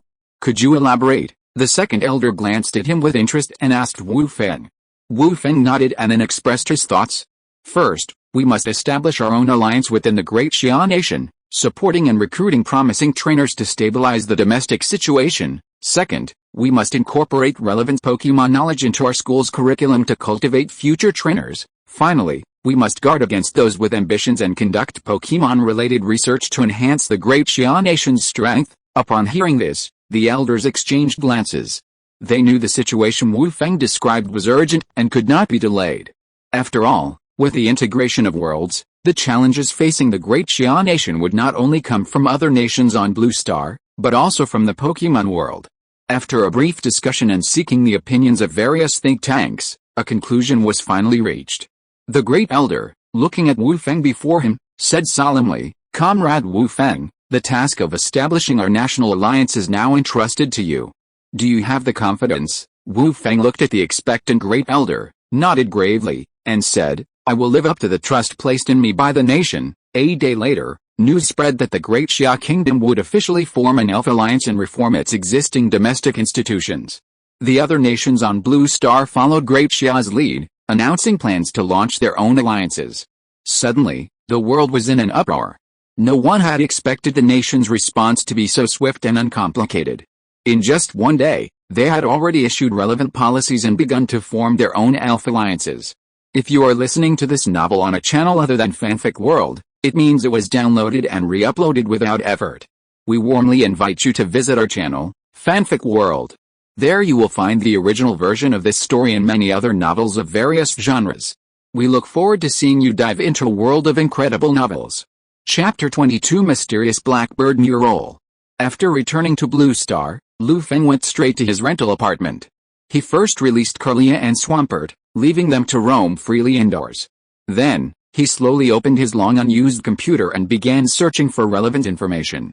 He first came across the news about Pokémon appearing on Blue Star, which stunned him for a long time. He had assumed that Pokémon would only arrive on Blue Star after the complete fusion of worlds. He had never imagined that Pokémon would appear on Blue Star, even after the initial fusion. After a moment of daze, Lu Feng slowly came to terms with the situation. After all, the presence of Pokémon on Blue Star would be beneficial to him. At the very least, he wouldn't have to worry about finding opponents during training. And who could even use this opportunity to find a talented Pokémon? Then, along with the official announcement from the Great Xia Kingdom, relevant information began to spread across the internet. Lu Feng was naturally aware of the actions of various countries around the world, but he remained unsurprised, as if it were all part of his plan. Therefore, he didn't pay much attention to this kind of news, instead turning his attention to an unusual archaeological piece of news. It's been reported that exquisite prehistoric murals have been unearthed at the ruins of Chaoj City in Yuzhou Province, which are of great significance to the Great Xia Nation's exploration of ancient civilization. The news wasn't particularly impressive, but the accompanying image of the mural caught Lu Feng's attention. The ancient mural left at the ruins of Chaoj City depicted a large black bird, emitting a terrifying, sinister aura. As Lu Feng gazed at the image, his pupils gradually constricted, and his entire body began to tremble. He discovered something horrifying. The newly unearthed mural depicting the mythical blackbird was actually a Pokémon. Furthermore, it was a legendary Pokémon Lu Feng was very familiar with. How is this possible? Why is this happening? This shouldn't be happening. Why would the image of that elf appear at the ruins of Chaoj City? Lu Feng's expression shifted constantly, gradually becoming gloomy and uncertain, a gloomy expression so gloomy it could drip with water. He stared at the news and the image of the black mythical bird, lost in thought. After a long moment, he called out to the system, "System, ding." To Lu Feng's disappointment, a cold voice slowly echoed.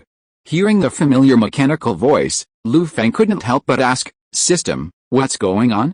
Why are there traces of elves on Blue Star, ding?" Long ago, the Blue Star world merged with a parallel dimension of the elf world. Elves descended upon Blue Star at that time, so naturally there are traces of this. The secret realm currently appearing on Blue Star is a fragment of that once sealed parallel dimension. A cold mechanical chime echoed, and the system began to unfold, revealing some of Lu Feng's secrets from the past. As Lu Feng listened to the system's explanation, His thoughts drifted away. A flash of inspiration seemed to occur, allowing him to understand something related. So, was the fusion of Blue Star and the elf world due to the attraction of the parallel dimension fragment? Lu Feng asked uncertainly, his face filled with hesitation. The system remained silent for a long time as Lu Feng inquired.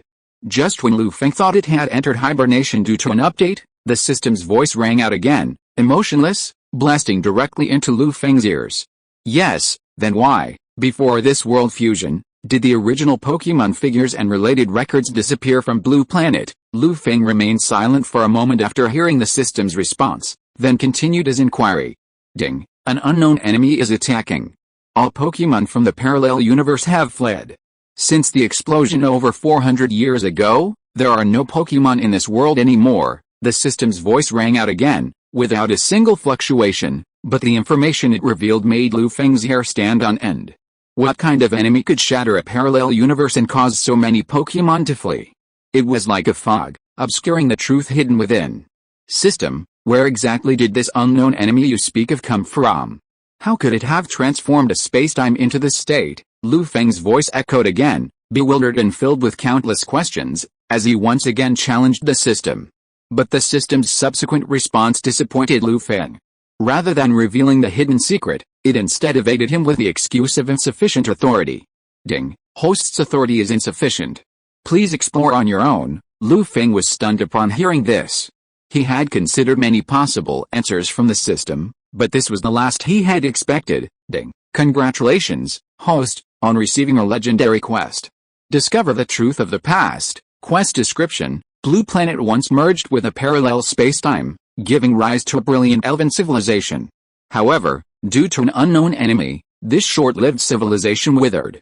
Discover the truth. Quest time limit: infinite. Quest reward: 3 legendary resources, 1 official authority. Penalty for failure: none. Just as Lu Feng was losing his composure, the system's voice reached him again, offering a legendary quest. Looking at the tasks before him, Lu Feng's face showed a helpless expression. He hadn't expected that he hadn't completed another task yet.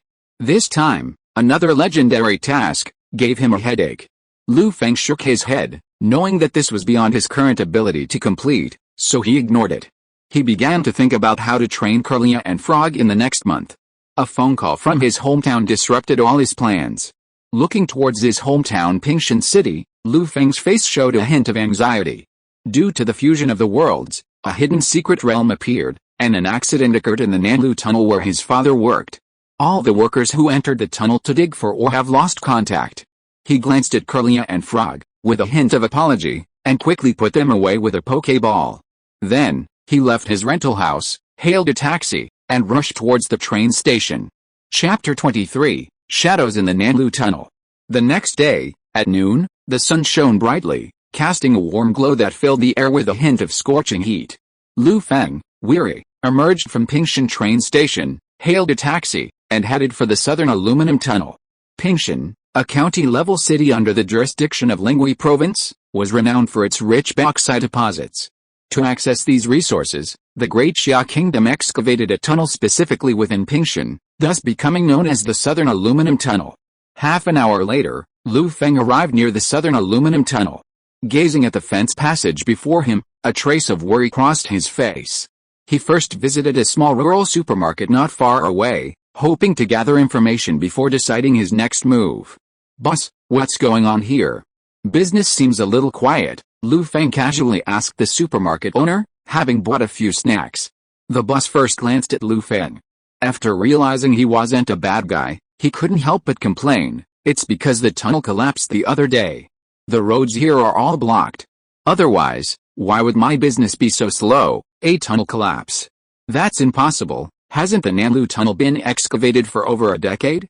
How could it suddenly collapse?" A look of surprise crossed Lu Feng's face, as if he wasn't entirely convinced by the boss's explanation.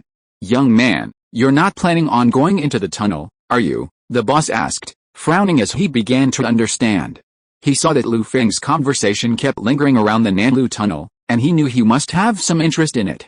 No, I was just passing by and saw the road outside was blocked by a fence, so I was curious," Lu Feng said, smiling at the boss and giving him a perfunctory reply. "Take my advice, uncle. That place is very dangerous. Don't go there. The boss listened to Lu Feng's words and nodded slowly, but still couldn't help but remind him. Boss, you said that tunnel is dangerous. What do you mean? The boss listened to Lu Feng's words, first looked around for a while, then came to his side and whispered to him, the day before yesterday, there was an explosion near the tunnel. Warcraft came from nowhere and rushed into the tunnel, leaving many miners unable to evacuate in time, because it was occupied by Warcraft. The entire tunnel was blocked to prevent people from entering by mistake. Then the city doesn't care. Lu Feng frowned and couldn't help but ask. Manage? How? We can't handle those monsters, the boss replied dejectedly, his voice thick with sighs. The city sent a large force to rescue the miners, but they couldn't get in. It's just a pity for the miners trapped deep in the tunnel. I wonder how they're doing now. Lu Feng couldn't help but clench his fists after hearing this. He hurriedly left the small supermarket and ran towards the tunnel. He first found a secluded spot and released Curlia. Lu Feng looked at Curlia with a heavy expression, pointed in the direction of the tunnel, and said to Curlia, Curlia, use teleport and take me to that tunnel. Curlia sensed Lu Feng's eagerness and nodded. Then, she activated her superpowers and teleported Lu Feng towards the tunnel. In a flash of white light, Lu Feng and Curlia passed through the outer fence and arrived at the tunnel entrance. Gazing at the dark, shrouded cave entrance, punctuated by strange noises, Lu Feng first tossed out Swampert's Pokeball, releasing him. Then, he anxiously headed deeper into the cave, constantly using his wave power to detect life waves. Before they could get far, several sand shrews appeared before them and attacked. Swampert, use water gun on those sand shrews. Lu Feng observed the sand shrews calmly, giving Swampert a gentle command. A stream of water, as thick as a small tree, erupted from Swampert's mouth, sweeping towards the attacking sand shrews. The effect was remarkable. Water types deal double damage to ground types. The sand shrews, struck by Swampert's water gun, instantly lost their combat capabilities, their eyes brimming with a look of mosquito coils as they collapsed to the ground. Lu Feng, unconcerned, continued his journey deeper into the tunnel, accompanied by Curlia and Swampert. They battled their way from the cave's outer reaches to the depths of the tunnel, encountering numerous attacks from wild Pokémon, including Diglett, Zubat, Golbat, Geodude, and Rhydon. This finally made him realize why our rescue efforts from the city had been so limited. The sheer number of wild Pokémon within the mines was simply too overwhelming. Had Lu Feng not continuously used Viridian's power to restore Curlia and Frozen, they would have been stopped dead in their tracks. After a brief rest, Lu Feng led them onward, but the deeper they went, the more grim his expression grew. He had walked so far and still hadn't seen his father, which filled him with anxiety. Cheryl, Tisk, as if sensing the heaviness in Lu Feng's heart, Curlia and Frozen came close to him, offering comforting words. Lu Feng shook his head, forcing a smile, assuring them not to worry. Cheryl, Zio Feng, there seems to be a human up ahead. Suddenly, Cerulean seemed to sense something and began to urge Lu Feng. Lu Feng, using Viridian's power, sensed Cerulean's intention, and an expression of excitement crossed his face. He then abruptly stood up and headed in the direction Cerulean had pointed. After about 10 minutes of walking, he arrived at a secluded cave. Lu Feng looked at the unconscious miners on the ground and searched around until he finally found his father. He first used his wave power to probe, confirming that they still had signs of life, and he couldn't help but breathe a sigh of relief. The frown on his face gradually relaxed. But before he could reach the unconscious miners, a black shadow suddenly appeared behind them and rushed directly towards Lu Feng. The cave was extremely dark, with no light at all, so Lu Feng couldn't see the Pokémon clearly. But he could sense the energy fluctuations coming from it and knew it must be a rock-type Pokémon. Then, he shouted to Swampert. Swampert, use Tidal Whirl to stop it. As Lu Feng's voice fell, the moisture in the space began to condense, forming a vortex that enveloped the incoming shadow, blocking its attack. The Pokémon, shrouded in darkness, seemed to dislike water. After shaking off the water droplets on its body, it couldn't help but roar, Yoki. At this voice, Lu Feng's eyes suddenly flashed, and he looked at the Pokémon in the darkness with a scorching gaze. Chapter 24, Subjugating Young Karis. In the dim, dark cave, as if all sound had vanished, the two sides remained in a silent confrontation. Using the faint light of his flashlight, Lu Feng finally caught sight of the Pokémon across from him. It was a green Pokémon with a slightly fierce gaze, resembling a small dinosaur. Gazing at the dinosaur-like Pokémon before him, sensing the immense pressure emanating from it, Lu Feng's eyes lit up like stars in the night sky. He couldn't help but whisper, "Young Kyrus, Yoki," as if hearing Lu Feng's call. Young Kyrus roared loudly with a fierce expression on his face. The sound had a penetrating power, echoing through the dark tunnel and sending nearby Pokémon fleeing, afraid to approach the narrow cavern, fearful of provoking its majesty. Although young Kyrus hadn't yet grown to the size of a Bangiris, the inherent majesty and the aura of a sandstorm king were unmistakable. Lu Feng stared at the young Kyrus before him, recalling the relevant information in his mind. Born underground, the young Kyrus would eat dirt as it made its way to the surface, where its closest relatives lay. It grew from the nutrients in the soil. After consuming about a mountain's worth of dirt, it transformed into pupa, evolving into Shakiris, and then fell into deep sleep. Upon awakening, it had digested all its energy and transformed directly into its final form, Bangiris. Due to the darkness of the underground environment, the young Kyrus was not well adapted to the glare of light. Lu Feng shone his flashlight around, noting that the nearby rock and soil showed signs of being gnawed. He suddenly understood something. Looking at the puffed-up young Kyrus, he said in a daze, "So, did I intrude into young Kyrus's territory? Did it think I was an intruder? No wonder it's so angry." After thinking for a moment, Lu Feng sensed the powerful waveguide emanating from the young Kyrus and cast a detect skill at it, taking in the young Kyrus's information: name, young Kyrus; gender, attribute, rock plus ground; ability, sand hide. If the weather is a sandstorm, the attacker's hit chance is increased by 0.8 when attacked by Pokémon with the sand hide ability. Pokémon with the sand hide ability are not damaged by sandstorms. Category, rock-skinned Pokémon level. 25 qualifications, quasi-champion, affected by unknown factors, slowly undergoing transformation. Skills. After reading the introduction of this young Kyrus, Lu Feng couldn't help but tremble. His breathing became a little rapid. Looking at the little green dinosaur before him, his eyes lit up with longing. As the hatchling of the Johto quasi-god Bangiris, the young Kyrus's inherent aptitude was already impeccable. If it could grow up, it would surely be a powerful presence in the team, let alone this young Kyrus. Compared to ordinary young Kyrus, the one before Lu Feng was even more exceptional. It stood a staggering 0.8 meters tall, and the rock energy it naturally emanated carried an extremely oppressive force. "Young Kyrus, come and fight. If you lose, you can travel with me," Lu Feng said solemnly, his eyes filled with sincerity as he looked at the little dinosaur across from him. Yoki. Upon hearing Lu Feng's words, the expression on young Kyrus' face grew even more ferocious, and he roared like a dragon. Then, he assumed an attacking stance toward Lu Feng. "Swampert, prepare for battle," Lu Feng's voice rang out, prompting Swampert to prepare for battle. "Tisk, Zio Feng. I'm ready." Then, Lu Feng glanced at the unconscious miners around him and said to Curlia, "Please use your supernatural powers to keep an eye on these miners and prevent them from getting hurt." "Curlia, I understand, don't worry." Curlia nodded at Lu Feng, signaling him to be at ease. Then, a layer of wind and sand suddenly rose around young Kyrus, gradually enveloping the entire narrow cave. A vast amount of rock energy gathered before it, gradually transforming into a massive rock, which it hurled directly at the Swampert. "Sandstorm? And primal power," Lu Feng muttered as he took in the scene before him. Then, he whispered to the Swampert, "Swampert, get out of the way. Look for young Kyrus's weaknesses and use hot water on him." As Lu Feng finished his words, the Swampert's eyes narrowed slightly, and with a single leap, it narrowly dodged young Kyrus's attack, swaying from side to side as the rocks attacked, searching for a chance to break young Kyrus's weakness. A stream of boiling water, condensed by the Swampert, was flung directly at young Kyrus, slamming into him with a scorching heat.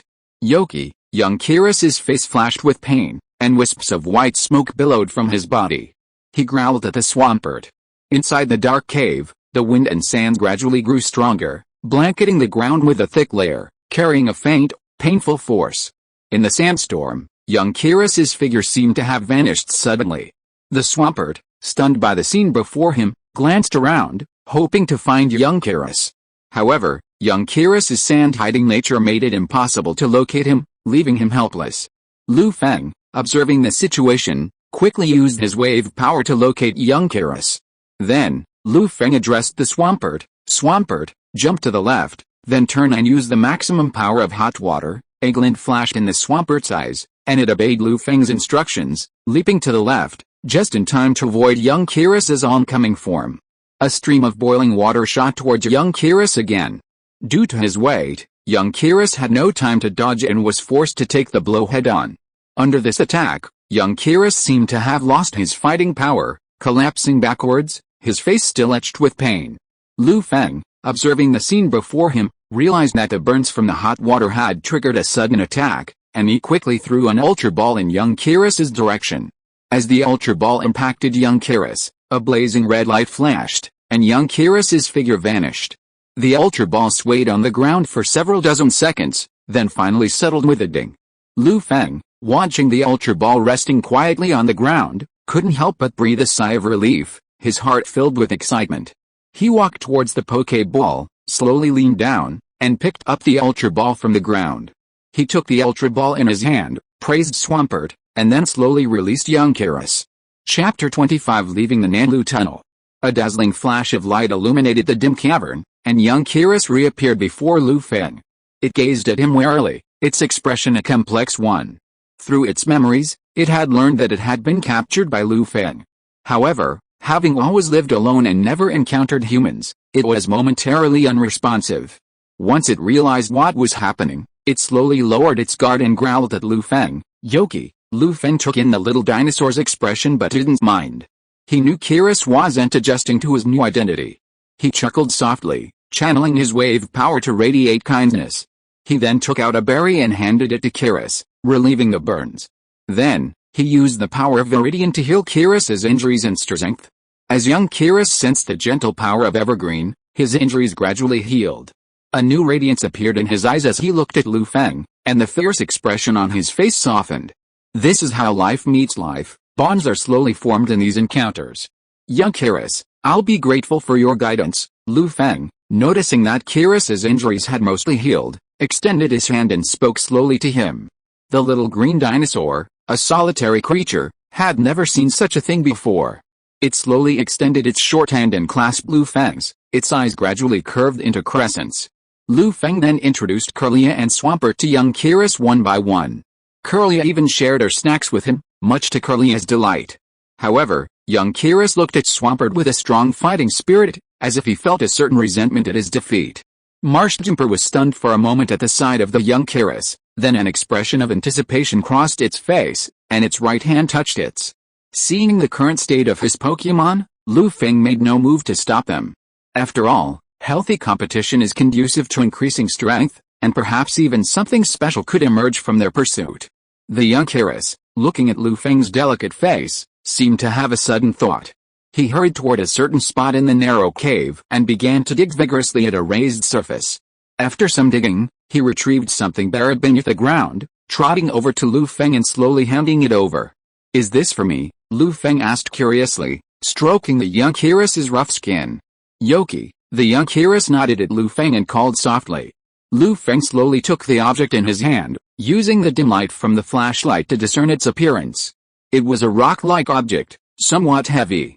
If Lu Feng hadn't been baptized by the power of the wave guide and the power of the evergreen, he probably wouldn't have been able to lift it single-handed. He carefully rubbed it for a moment, sensing the hidden power within it, knowing it must be a Pokémon item. Gazing at the rock before him, he fell into a state of deep thought, silently recalling his memories. Soon, he finally found information that matched the rock. He weighed the rock in his hand and hesitantly said, Sandrock. The Sandrock was a Pokémon item. When a Pokémon carrying it cast a sandstorm, it would last longer than usual. This item was particularly useful for the Sandstorm King, Banguilus, increasing its duration and indirectly boosting Banguilus's power. Lu Feng was puzzled by the existence of such a relatively rare item as the Sandrock in the South Aluminum Tunnel. If he remembered correctly, props like sandstone were more likely to be found in desert environments. Lu Feng's eyes flashed, and he glanced around, a thoughtful expression on his face.